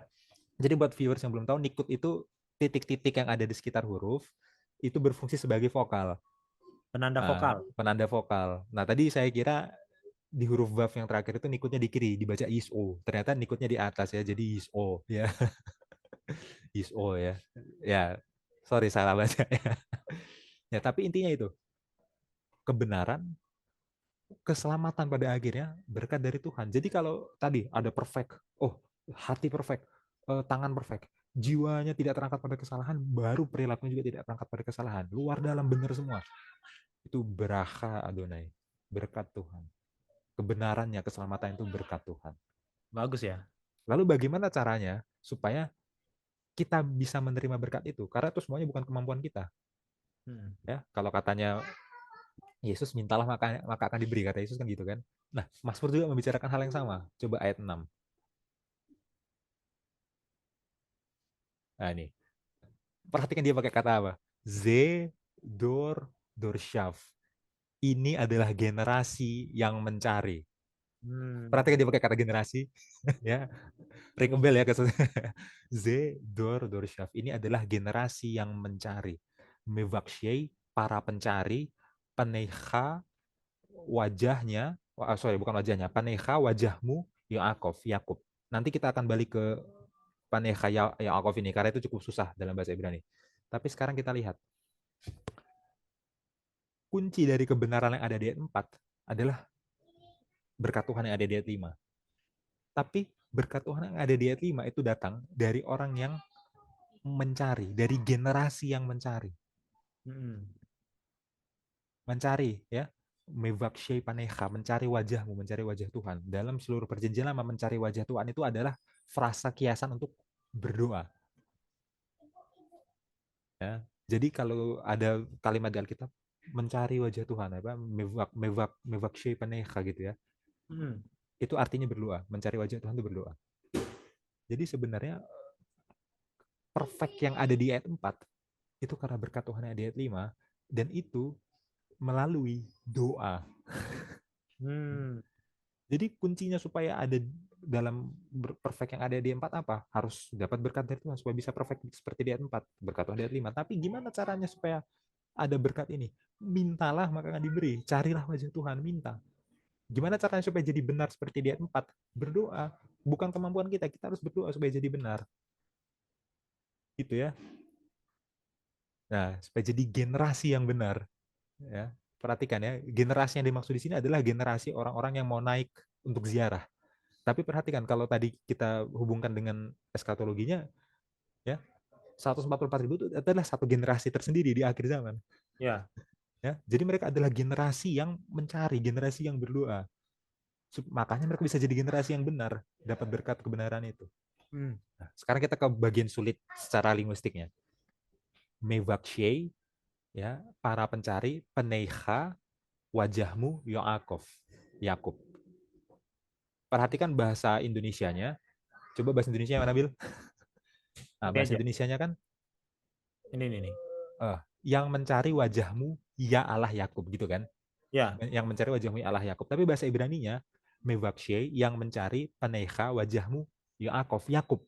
Jadi yang mencari wajahmu Yakub, langsung kayak gitu. Frasa ya Allahnya itu enggak ada. Ini aneh. Bukan hanya aneh secara teologi, enggak, ini secara kalimat aneh Aneh. banget. With super aneh. yang mencari wajahmu tiba-tiba Yakub. Minimal dikasih kata apa kayak gitu kan Apa supaya kayak gitu kan? yang mencari Nggak wajahmu ada Yakub. konteks, langsung aja. Ah, yang mencari wajahmu, oke kita tahu tuh yang mencari wajahmu berarti yang mencari wajah Tuhan berdoa. Yakub, kenapa tiba-tiba ada kata Yakub? Ditafsirkanlah oleh terjemahan baru yang dinamis ya, karena dia dinamis tersaksikan. Oh maksudnya Yakub ini Allah Yakub yang mencari wajahmu Allah Yakub. Ya itu nggak ada di teks aslinya. Nah sekarang kita bandingkan dengan bahasa Inggris. Bahasa Inggris pun kesulitan menerjemahkan ini. Ya Ya, cuma dinamis si NIV ini yang bisa. kita mulai dari yang literal dulu, Bill. Nesby. Who seek your face, even Jacob. Hmm. Dia tambahin kata even. Bahkan yang terjemahan literal aja harus jadi dinamis demi ayat ini. Ya, ya. Even. Nah, even tuh bahkan. Bahkan Yakub. Apa bahkan Yakub? Hah? Saya nggak ngerti kenapa Nesby terjemahan kayak gini ya. Even Yakub. Gitu. Kemudian kita lihat LEB. Who seek your face, God of Jacob. Ini terbalik ya, Bill ya? Terbalik, NIV-nya, LIV yang di sebelah kanan. oh dari tadi saya baca di sebelumnya. Nah, aku update dulu. Ya soalnya tadi di penjelasan ayat sebelumnya saya udah sempat ngebandingin, saya selalu bilang LEB di kedua. Ayat berapa tadi ya? Yang waktu itu kita bandingin tentang misalkan ayat yang mana tadi ya? Imperfect, menjadi takut. Yang Ya menjadi itu, kemudian, lalu itu pertama. Tadi saya pikir LEB yang di kedua. Terus habis itu yang sebelumnya ayat ini, ayat ayat ayat inti 4 ayat 4. Wah, 24 ayat 4. 24 ayat 4. Ya, Oh coba. iya iya iya iya iya. Yang tadi ada idol itu loh. Iya iya iya iya. Coba buka ke bahasa bahasa Ibrani ya. Nah itu. Ini aku udah ubah. Idol Iya, itu jadinya yang NIV. ternyata yang NIV yang pakai idol ya. Ya, Ya tadi aku kira yang LEB. iya iya iya. Oh ya, oke. Kebalik, sorry. Ralat ya buat para viewers ya, ralat. Tadi itu yang pakai idol bukan yang LEB tapi yang NIV ya. Ya tapi ya sama aja, cuma ketukar aja. Ya, tapi tadi Koraja kok. saya sempat salah sangka itu aja. Oke, lanjut balik ke ayat 6. Ya, LEB bilang those who seek your face, even Jacob. Sama dengan Nesby, LEB sama dengan Nesby. Even Jacob. Dia tambahin kata even, tambahin kata bahkan. Hmm. Yang mencari wajahmu bahkan Yakub. Masih nggak ngerti juga maksudnya apa. Ya, NIV who seek your face, yang mencari wajahmu God of Jacob, Allah Yakub. Nah, NIV sama dengan TB ternyata pendekatannya. Hmm. Yakub ini dipandang sebagai oh maksudnya Allahnya Yakub. Hmm. Ya, secara pasti saya juga nggak tahu maksudnya Yakub di sini apa. Tapi kita percaya sama para ahli yang ada di LAI, sama para ahli penerjemah NIV, sama para ahli penerjemah Nesby, penerjemah LIB. Ya, mereka menerjemahkan even Jacob, bahkan Yakub ya, mungkin itu maksudnya. Mereka terjemahkan God of Jacob. Berarti maksudnya Yakub ini menjelaskan oh Tuhannya ini Allahnya Yakub loh. Iya iya. Ya, mungkin itu maksudnya. Tapi saya juga sebenarnya secara pasti nggak tahu kenapa tiba-tiba Mevakshe Panecha Hmm. Yaakov. Kecuali dibilang Mevakshe Panecha Elohe Yaakov. Wah, itu jelas Allah Yakub. Tapi dibilang Mevakshe Panecha Yaakov. Yakubnya hanya disebut tanpa tanpa kalimat penghubung. Mungkin mungkin kalau yang literal dulu ya, NASB sama LIB. Hmm. Yakub dinilai sebagai figur yang mencari. Oh, even. Apakah even itu Bahkan Yakub juga, maksudnya even itu kan nggak selamanya bahkan kan dalam bahasa Inggris. oke. Even itu apa? Even itu kan bisa merefer kan kepada orang yang sudah melakukan itu. Oh, hmm. Gitu. Oke. Jadi mungkin konsepnya generasi yang mencari sebagaimana Yakub mencari itu loh. Oh, iya iya. Yang dia Maka, ini apa makanya di namanya? kisah Yakub itu ada satu tempat yang namanya Peniel. Ya. Peniel itu artinya wajah Tuhan. Nah, mungkin itu Ini kan juga. Peneiha, Panim itu kan muka ya, Peneiha, wajahmu. Yakub itu kan dulu Peniel itu, Iya wajah iya iya Tuhan. iya. Nah, mungkin konsep itu kalau yang literal. Kalau Ya, yang dinamis ya jelas lah, dinamis ayahnya siapa? Tuhannya Pak. Yakub maksudnya. Ya. Ya, berarti di sini Yakob ini digambarkan sebagai karakter ideal pencari Tuhan itu. Nah, Itu ya. pertanyaannya Yakub ada dosa nggak? Ada. Nah, itu dia. Tapi ya kalau kita baca kisahnya jelas dia mencari Tuhan ya. Nah, Jelas. Peniel ya wajah Tuhan. Dan di sini jadi Mevakesh Peneha yang mencari wajahmu, Yaakov. Si Yakub. bagus bagus sekali. Ya kira-kira itu ya. Ini emang ya kadang-kadang Mazmur ini yang susah itu bukan kosakatanya. Ya, Yaakov itu kan kita tahu artinya Yakub ya secara kosakata, tapi sintaksnya itu loh. Sintaksnya ya. Sintaks itu urutan katanya. Kenapa tiba-tiba Yakub tanpa kata penghubung itu kan mikir keras tuh kalau jadi penerjemah gitu ya.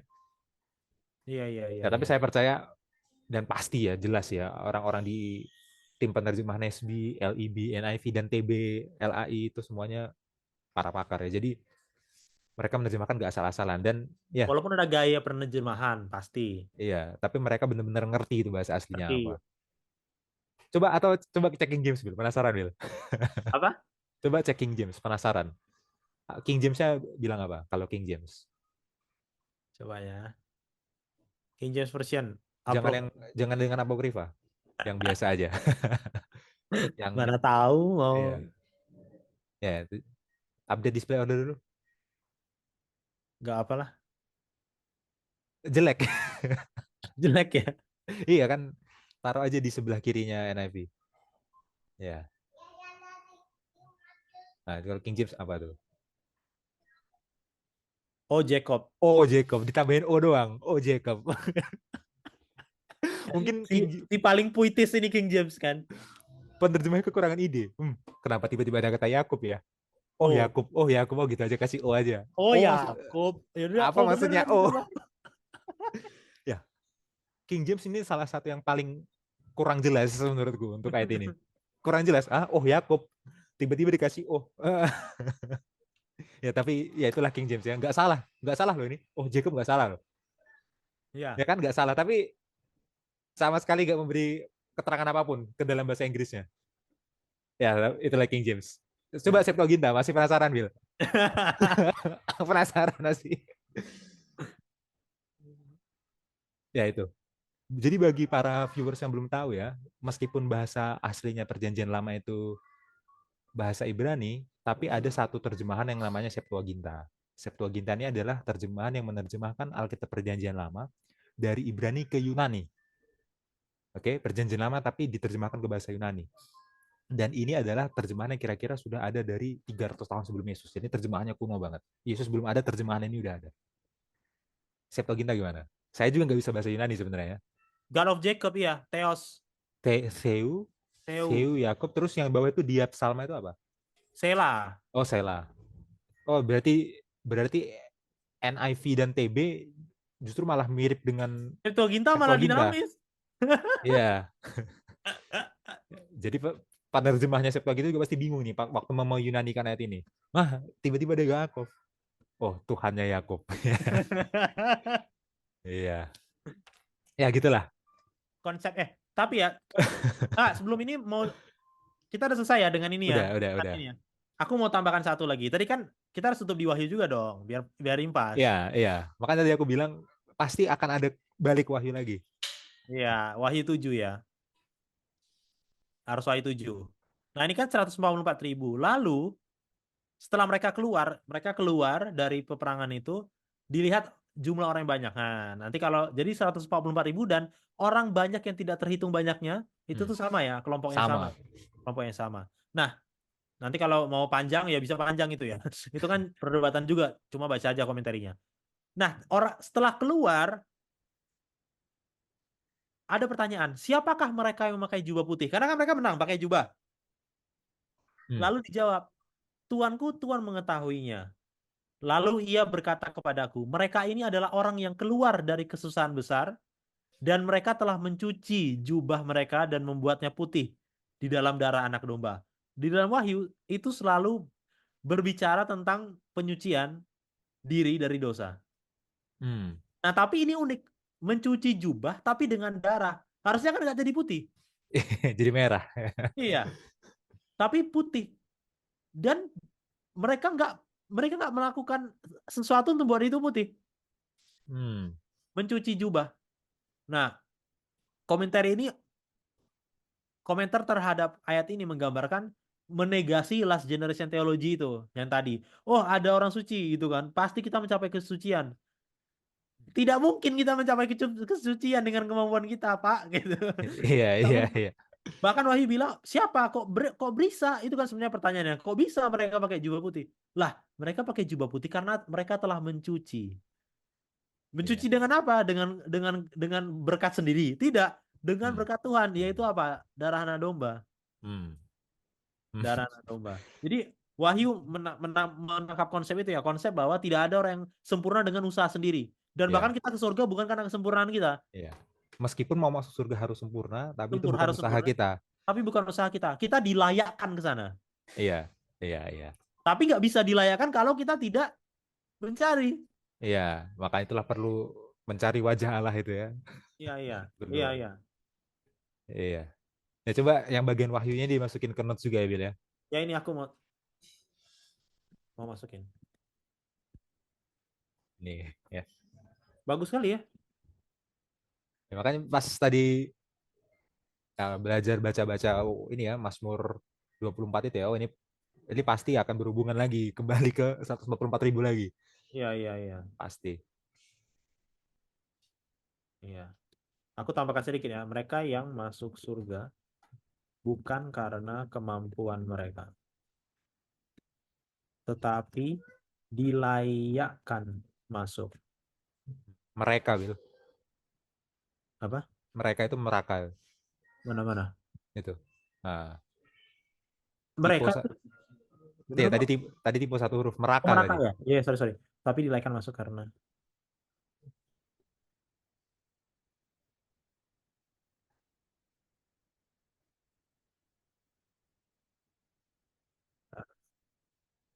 domba yang ada.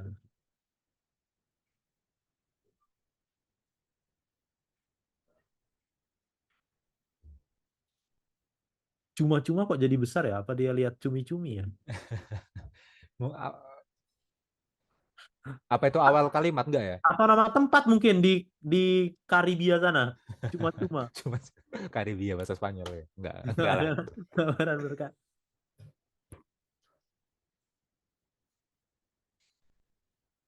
Oke. Dari sini kita kemana nih? Oke. Dari sini kita ke Mazmur 96.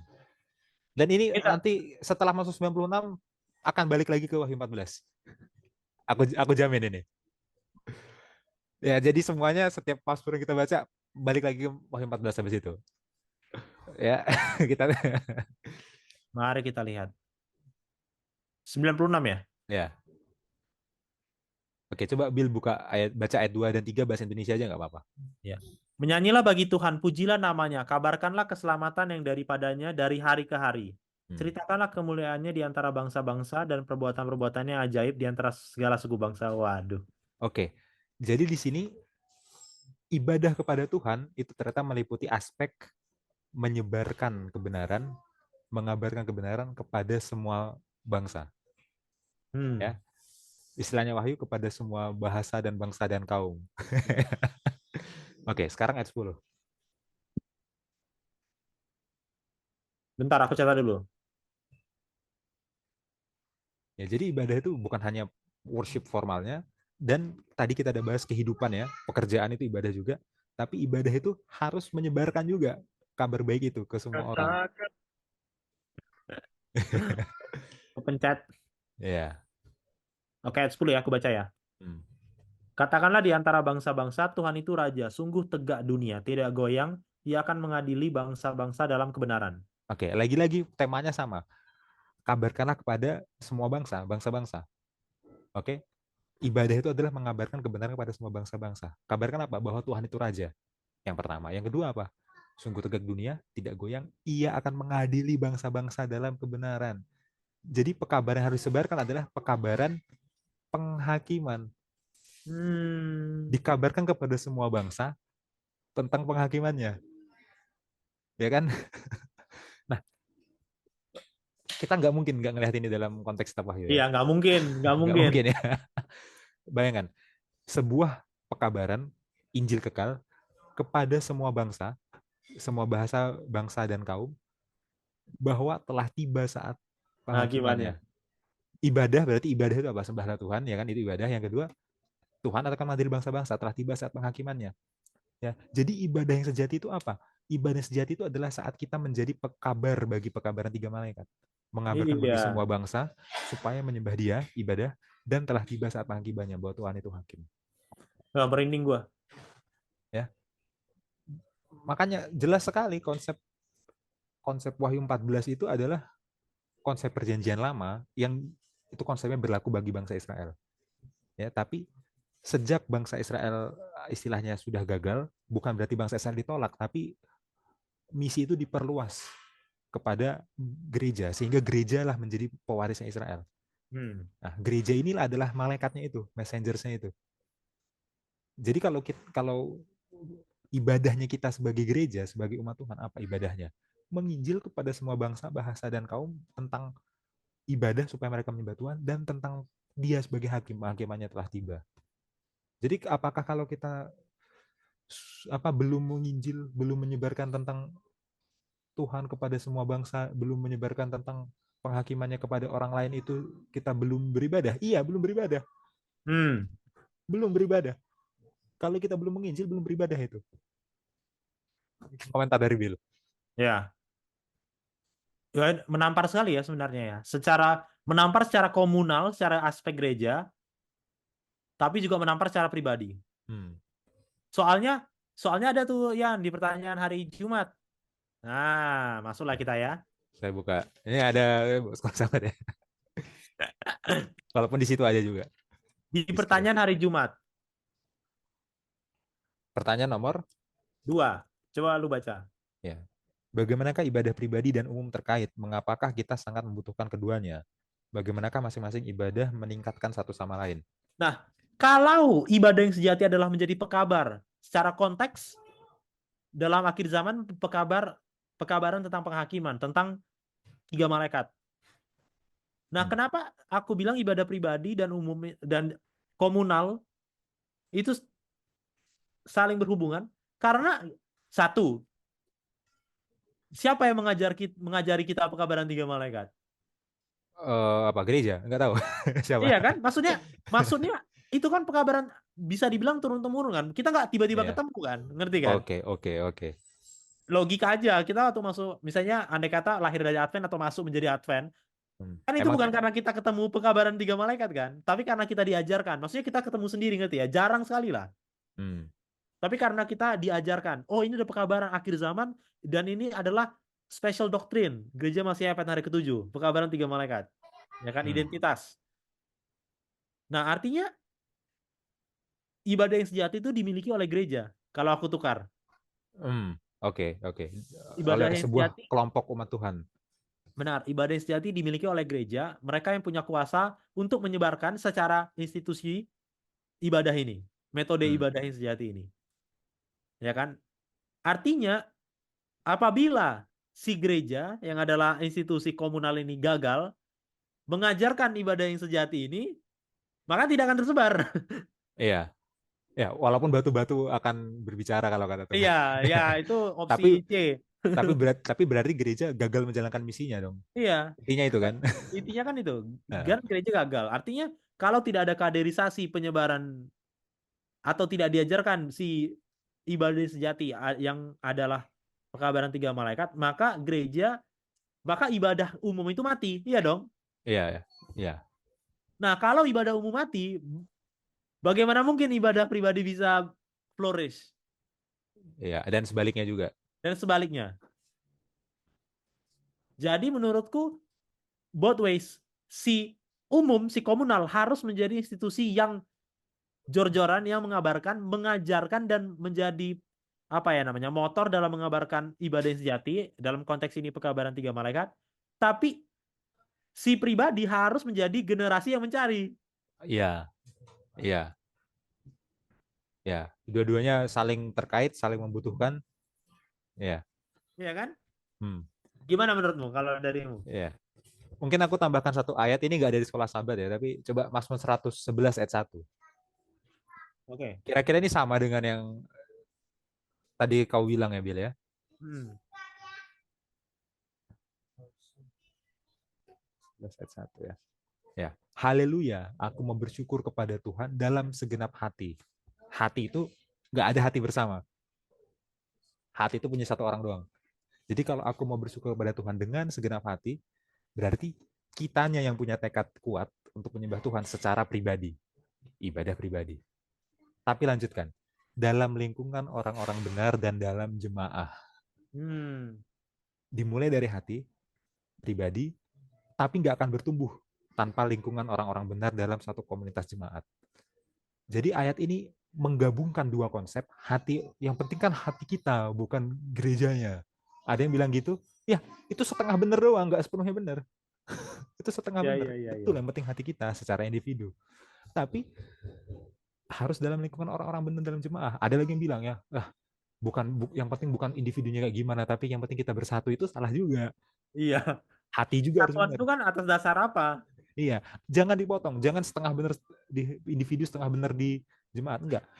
Masing-masing itu harus mencari tadi ya, supaya memiliki hati yang benar itu diberikan berkat oleh Tuhan, hati yang benar harus mencari, tapi mencarinya ini harus dalam dukungan orang-orang benar dalam satu komunitas, dalam jemaat, Hmm. support sistemnya ya. Iya. Dengan begitu barulah masing-masing individu dalam jemaat ini bisa jadi malaikat yang menyebarkan pekabaran tadi ke semua bangsa, bahasa, dan kaum bahwa sembahlah Tuhan dan telah tiba saat penghakimannya. Ya, makanya jangan percaya kalau ada orang yang hanya menekankan satu titik ekstrim. Oh, kita nggak butuh gereja. Misalkan ada orang nih udah sering belajar Alkitab lah, kejadian sampai Wahyu hafal gitu. Pokoknya udah tahu dia semua tentang Alkitab. Terus dia merasa udah bisa berbuat benar gitu. Udah nggak butuh gereja lagi. Atau ada orang, udahlah, nggak usah terlalu benar, yang penting kita gereja ini tetap kumpul, tetap ini. Itu dua-duanya salah. Ya, komunalnya harus berjalan untuk support system, tapi hati individunya juga harus terus diperbaiki. Hmm. Itulah konsepnya ibadah Mazmur ini. Iya, iya. Dan ibadah ini kan dalam konteks kebenaran kan. Jadi tidak Iya, boleh hanya ngumpul tanpa kebenaran dan tidak boleh mencari sendiri tanpa memberitahu. iya, dan tidak boleh mencari sendiri tanpa ngumpul juga. Ya, tanpa ngumpul. Itu bagus banget ya konsepnya ya. Jadi kalau tahu Iya, sesuatu harus dibahas. iya. Bahkan ya, makanya kenapa kita ini berdua ya. Nah, Sebenarnya iya. bisa aja Bill bikin video sendiri. Iya, Atau bisa aja atau saya bikin video misalnya sendiri. sahabat ini gua terus sahabat depan lu gitu kan. Iya, bisa aja. Tapi kenapa kita berdua? Karena kita nggak mau mengandalkan kekuatan sendiri. Iya, Minimal dua orang berkumpul, berdoa, ada cross check gitu loh. ada cross check ya. Iya, Berpikirlah. iya ada cross check. Jadi kalau seandainya orang udah mengabaikan sama sekali komunitas ya, itu biasanya dia akan nyerempet-nyerempet ke bidat nanti. Tapi kalau biasanya orang itu nggak mau gabung sorry. Tapi kalau komunitas itu nggak menekankan Benaran. kepribadian masing-masing individu, Iya, biasanya dia jadi gereja sekuler. iya sekuler. Nah, Iya benar. jangan Ekstrem jadi kanan, bidat, ekstrem kiri. ya jangan jadi bidat, jangan juga jadi sekuler.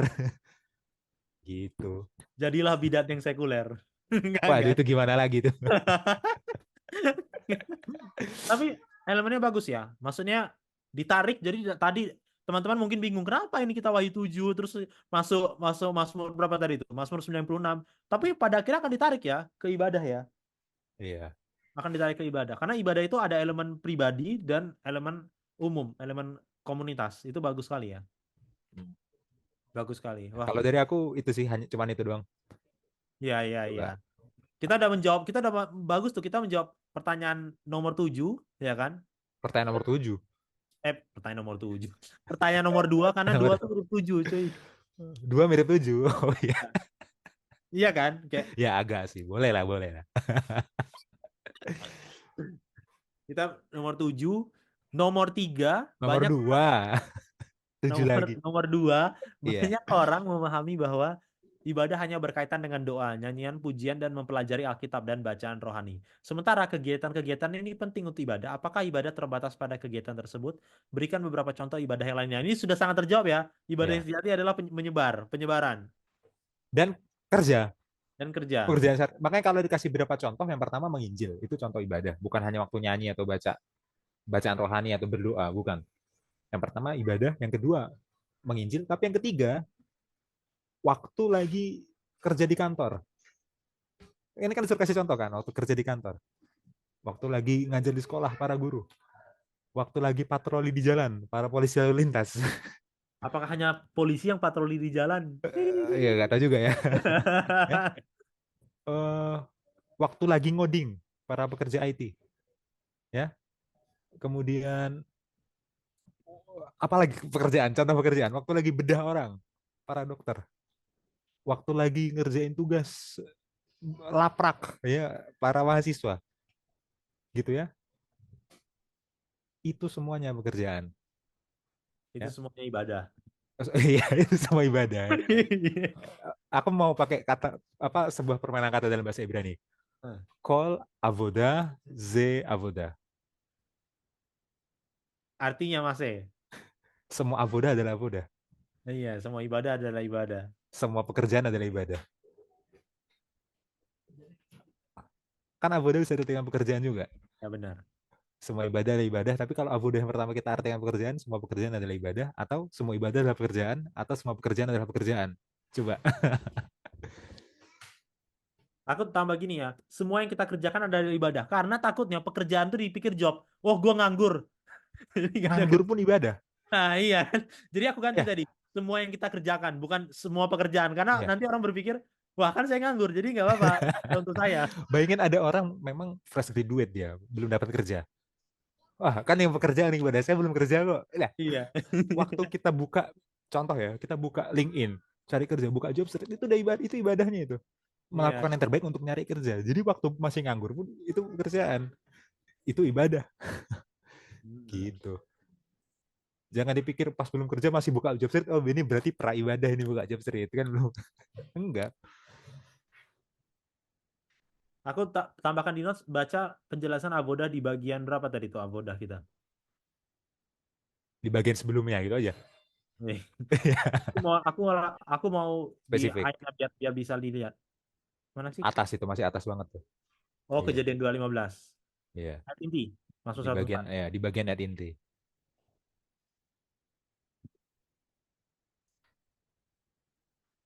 Itu. Gitu.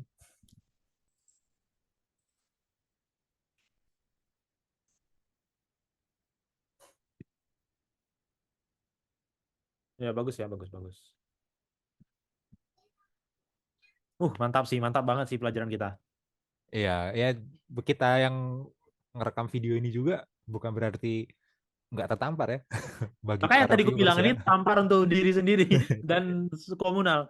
Iya, bagi para viewers ya ini bukan lagi mau menggurui para para penonton gitu. Enggak, kita juga menggurui diri kita sendiri sebenarnya nih. Waduh, kita nih masih banyak yang harus diperbaiki gitu ya. Hmm. Mau Hmm. pertanyaan keempat juga, Bil? Boleh, boleh, boleh. Ini terakhir lah ya. Ya, Ntar. eh aku copy dulu. Baru aku nanti gue baca.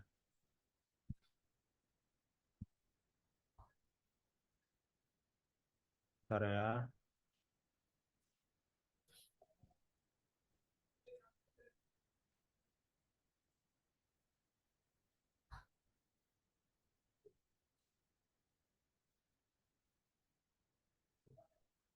nomor 4.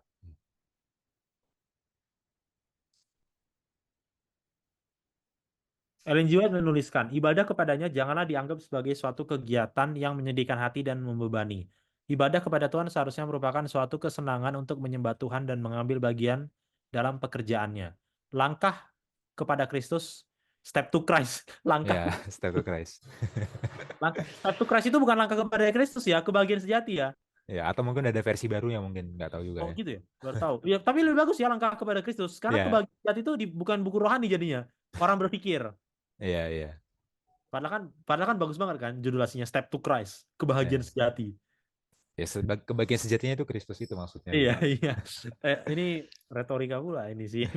Penerjemah penerjemah buku. Oke, anyway. Step to Christ halaman 178. Bagaimanakah cara penyembahan kepada Tuhan menjadi suatu kegembiraan? Waduh. Hmm. Gimana, Bil? Lu tanya gua ya, enak banget lu. Lo ya, coba. Kalau pribadi, ini mau versi versi oke lah, coba pribadi dulu lah. Karena tadi ibadah ada dua. Menurutku secara pribadi harus harus aku enggak lah, jangan pribadi dulu, aku komunal dulu lah, biar Hmm, enak. Secara boleh. komunal penyembahan bisa menjadi suatu apa kegembiraan ya secara komunal. Kalau misalnya di dalam satu komunitas itu mengerti esensi ibadah, Oh, mengerti pelajaran ini. ngerti pelajaran ini. Iya. Karena apa? Karena Bagus. kan orang ke gereja banyak yang dicari secara komunal. Ada orang yang mau cari teman aja, ada orang mau cari jodoh, Hmm, ada orang iya. yang mau cari jabatan mungkin, Ya ada orang mungkin, yang mungkin ya. mau cari Tuhan, mau cari banyak kan. Iya. Nah, jadi gereja secara komunal harus meluruskan visi ibadah itu sebenarnya apa, pelajaran ini sebenarnya. Maka itu kan jadi satu kegembiraan karena mereka mencari yang mereka dapatkan, Hmm. gitu. Itu secara komunal. Jadi peran gereja untuk mencapai ibadah penyembahan kepada Tuhan menjadi satu kegembiraan. Nah, kalau pribadi agak sedikit filosofis. Oke, coba gimana? Kalau pribadi, menurutku karena Tuhan yang menciptakan. Kayak Mas Pur tadi ya. Ya, jadi kalau menurutku secara pribadi harus gembira karena bukan hanya diciptakan, tapi karena disustain, Iya. karena Sa- ditopang. Istilahnya seneng nggak kamu hidup? Iya, iya kan?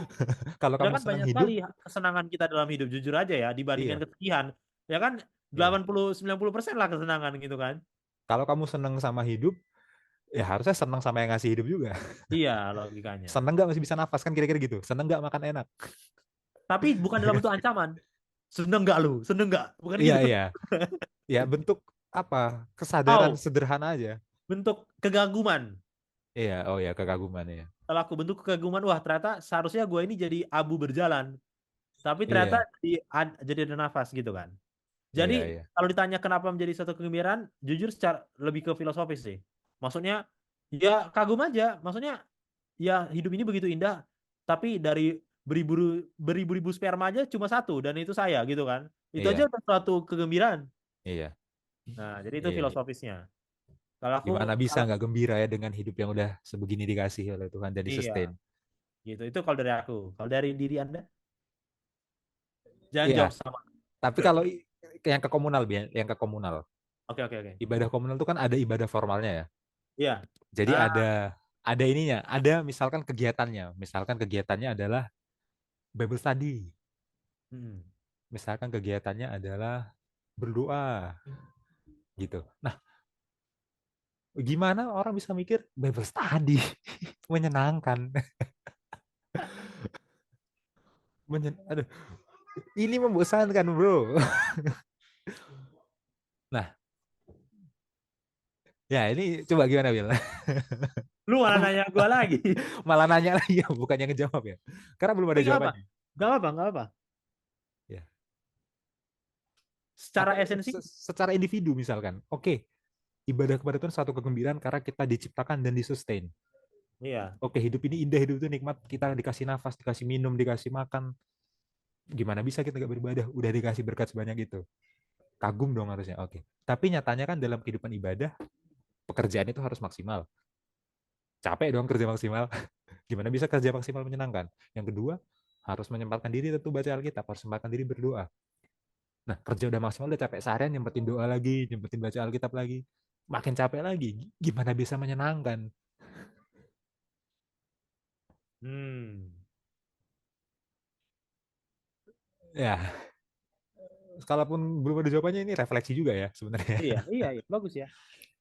Tapi kalau Mungkin, aku punya jawaban yang nggak menjawab sebenarnya, oke aku tuh apa tuh? aku tuh nggak bisa dikasih pertanyaan misalkan gimana caranya kita membuat Alkitab menarik misalkan contoh. Gimana kita bisa membuat Alkitab menyenangkan? Wah, aku bener-bener nggak bisa jawab pertanyaan itu, Bill. Kenapa? Karena menurutku itu nggak pernah dibuat-buat ya. Nah, Menurutku dari awal emang udah menarik kok. Dari awal emang udah menyenangkan kok. Jadi misalkan pernah dong pertanyaan misalkan menyusun program gitu loh. nah ya. Ayo kita bikin program Bible Study, tapi gimana ya caranya kita bisa mengemas ini jadi menarik? Aku bingung itu, gimana caranya? Bukannya emang udah menarik. Oke. Ini nggak menjawab ya, tapi itu udah menarik. Ngapain? Bukannya ngomongin bahwa mengemas ini menarik ini salah, tapi emangnya butuh apa lagi sih? Bukannya dia udah menarik dari intrinsiknya juga udah menarik gitu Mungkin ya? mungkin maksudmu gini lah. Mungkin secara teknis bisa dikemas lebih menarik, tapi secara esensi itu sudah menarik pada dasarnya. Iya, jadi gimana gimana bisa gitu loh. Makanya bagaimana cara penyebaran kepada Tuhan menjadi suatu kegembiraan? Ini pertanyaan cukup membingungkan, Iya. praktikal dan harus dipahami challenge-nya, tapi buat aku membingungkan. Ya, udah ya emang udah menggembirakan aja gitu. Coba Bil tanggapan lagi Bil. Iya. Kalau menurutku gini ya, lagi-lagi kembali ke genset. Mindset ya. Genset Lagi-lagi kembali mindset. ke mindset. Lu bisa berpikir itu esensi secara menyenangkan. Pertanyaannya, pertanyaan jujur-jujuran aja. Apakah waktu dulu pertama kali menyelidiki itu menyenangkan? Pasti tidur, Aku lupa sih. ngantuk. Maksudnya Lupa membosankan. sih. Let's say anak-anak lah, Iya, iya. membosankan kan? Hmm. Itu membosankan. Artinya apa? Kalau aku secara jawab jujur ya, semuanya itu pasti tidak awal tuh membosankan. Hmm. Malah akan lebih bosan yang lebih benar itu lebih bosan. Kalau aku menangkapnya gitu. Biasanya biasanya yang lebih benar itu dan yang lebih bagus untuk masa depan itu lebih lambat prosesnya, lebih menyakitkan di awal dan lebih membosankan. Hmm. Hmm. Lebih membosankan. Biasanya, biasanya. Nah, artinya apa? Artinya kegembiraan itu tidak datang begitu saja. Menurutku kegembiraan itu dilatih. Oh. Hmm.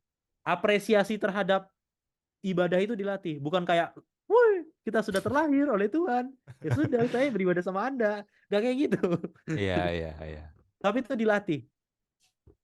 Melatih diri untuk mengapresiasi. Nah, ada banyak peran tuh. Ada peran gereja Iya, orang tua ya. dan ada peran keluarga. Iya, Nah, yang paling penting kayaknya peran keluarga. keluarga ya. Jadi memang harus dilatih. Iya, iya. Karena nggak bisa, masa iya sih lu tiba-tiba ini, iya kan? Iya. Nggak mungkin lah.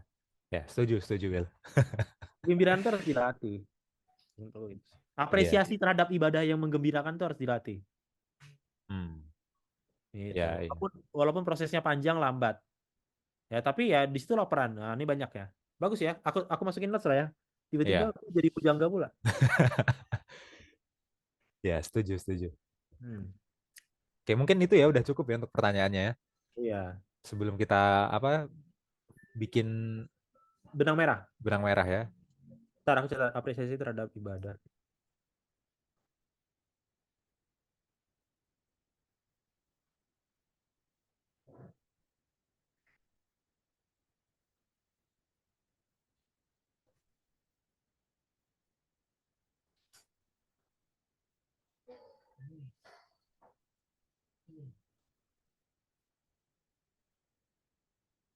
Individu agar dapat ber- terhadap.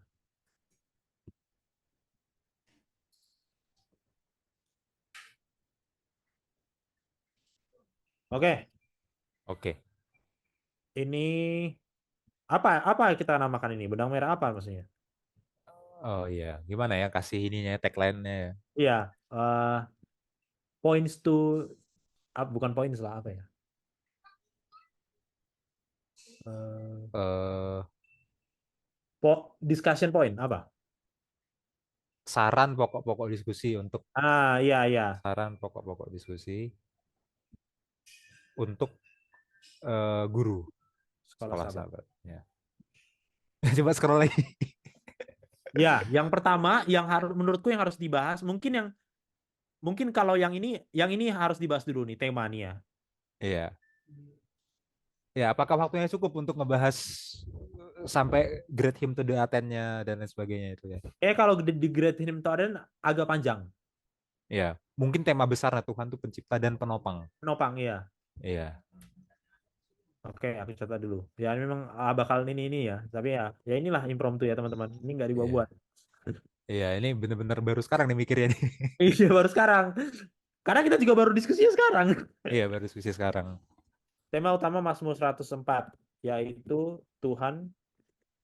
Dua tema utama gitulah ya. Iya, Gak usah lah aku jelaskan apa ya. Cari aja di atas gitu ya. iya. Itu harus dijelaskan dan aplikasinya. aplikasinya di E33. Oke. Itu yang pertama Terus ya. masuk ke ini inti ya. Avoda ibadah, oke. Masuk ke nyanyian baru ya. Oh iya, Avodah itu kerasa itu singkat ya. Iya. Ya, Enggak, itu masuk Avoda sih. kan ayat inti.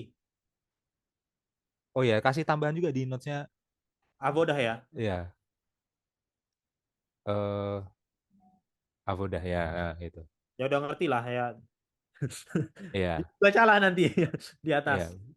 Baru Oke. masuk nyanyian baru. Nyanyian baru adalah pengalaman baru itu ya. Ya, Adalah adalah halaman pengalaman baru. baru. Ini konteks Mazmur. Heeh. Ya udah, dan ini penjelasannya Wahyu 14 itu harus dibahas. Ya, aku jawab ini Mazmur dan Wahyu 14. Gitu ya. Mazmur berapa Iya. itu? Dua Dua, 40 bukan 40 ayat 3. 40 ya. Ayat 3, Wahyu 14 ayat 3. Tuh, Ayat 3 gampang. juga. Ya, enak nginget ininya. Aduh, ini tanggung banget ya. Dan adalah. Ya. Oke. Poin kedua. Ini bagus banget ya. Setelah ini Mazmur 24 ini loh. Iya, iya, iya. Apa istilahnya? Karakter orang, Iya, karakter orang yang bisa masuk ke Sion. masuk ke Sion.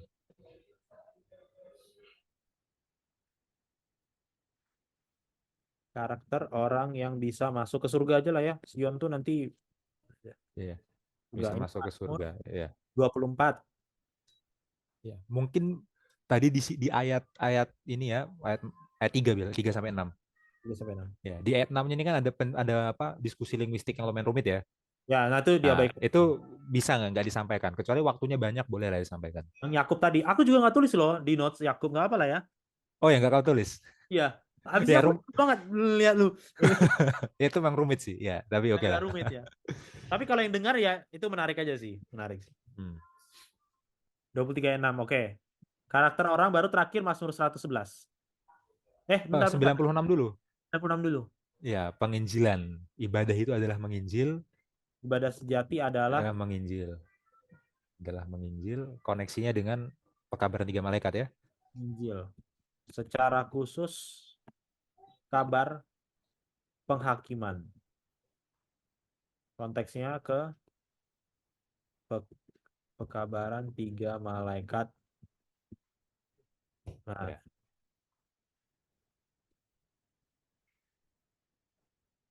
ntar ini Mazmur berapa nih? 96 ayat 2, 3 dan 10. Mazmur 96 ayat 2, 3. Oke, baru terakhir. Udah sih. Terakhir, ya, pertanyaan-pertanyaan ini kalau sempat ya bagusnya Ya, dibahas ya. Tapi pertanyaan terutama pertanyaan nomor 2 ya, itu nomor 2 harus dibahas. harus dibahas. Kalau sempat pertanyaan lainnya juga. Kalau sempat nomor 3 dan 4. Gitu aja lah ya. Iya, Cukup. Ya, mantap. iya, ya. Yang Oke. penting poin-poin teologi utamanya masuk. Kalau waktunya lebih panjang ya latar belakang Timur Tengah kunonya, linguistiknya, ya itu jelas akan bagus banget ya. Ya. Ya, shout out kepada Andrew ya. Andrew, Hai Andrew yang menonton. Kamu kan ya, bilang kemarin, Bang, Kang. nggak ada pokok-pokoknya ya. Panjang banget. Walaupun ada study note, kadang-kadang agak susah untuk men-track gitu kan. Pilih, milih, Oh, pilih lah. Jadi dia iya, bilang sama gua, Bang, tambahin lah apa outline-nya. Oke, kita masukin. Jadi mulai sekarang ada saran ini ya. Tapi sekali lagi iya, saran. Ini saran ya, makanya judulnya saran. iya. Jadi kalau Aku kalau nanti para viewers yang mau pakai notes ini mau mix and match lagi, ya ya silakan. silahkan. Tapi kira-kira sarannya ini utamanya. Nanti kalau seandainya waktunya lebih singkat mau dipotong lagi bisa. Bisa. Waktunya ternyata lebih panjang mau ditambah lagi bisa. Ya gitu sih. Dan memang kan karena pelajaran ini kan panjang Sabtu. Kita nggak bisa satu ayat satu ya teknis lah. Iya, iya. Jadi dan juga memperhatikan kebutuhan gereja kan. Itu kan lebih juga jauh lebih penting kan. Mungkin ada poin yang harus dibahas. Iya, iya, iya, betul, betul. Mungkin gereja ini sedang dalam pergumulan untuk poin yang ini. Atau Ah, mungkin lebih panjang dibahas di situ. Gereja yang lain, poin pergumulannya yang lain lagi. iya. Dibahas yang lain lagi. Gitu? Ada lagi kan? Oke, aku udah sih, udah. Udah? Udah. Oke, jadi sampai di sini pelajaran kita bukan pelajaran. Sampai di sini belajar kita. Nah, Iya. Sampai sini belajar kita, ya semoga ini bisa membantu teman-teman semua. Dan seperti biasa kita tutup dalam doa lah ya. Oke. Aku berdoa ya. Oke. Silakan, Bil. Oke, mari kita bersatu dalam doa. Bapa kami di sorga, terima kasih Tuhan atas berkat-Mu, atas penyertaan dan hikmat-Mu kepada kami. Pada saat ini kami sudah selesai menyelesaikan belajar sekolah Sabat. Bapak, bantu kami untuk boleh mengerti, bantu kami juga untuk boleh membagikan kepada orang lain, dan terlebih lagi bantu kami untuk bisa melaksanakannya. Bapak ampuni segala dosa kami dan ajari kami Tuhan untuk menjadi orang yang lebih baik hari demi hari, mengapresiasi apa yang Engkau telah lakukan kepada kami di sepanjang hidup kami. Di dalam nama Tuhan Yesus kami berdoa. Amin. Amin, amin. Oke, Oke, teman-teman, terima shalom, kasih. shalom. Shalom, jangan lupa like, share, dan subscribe. Ya, subscribe Ya, boleh lah ya. ya, oke. Oke, thank Shalom. you.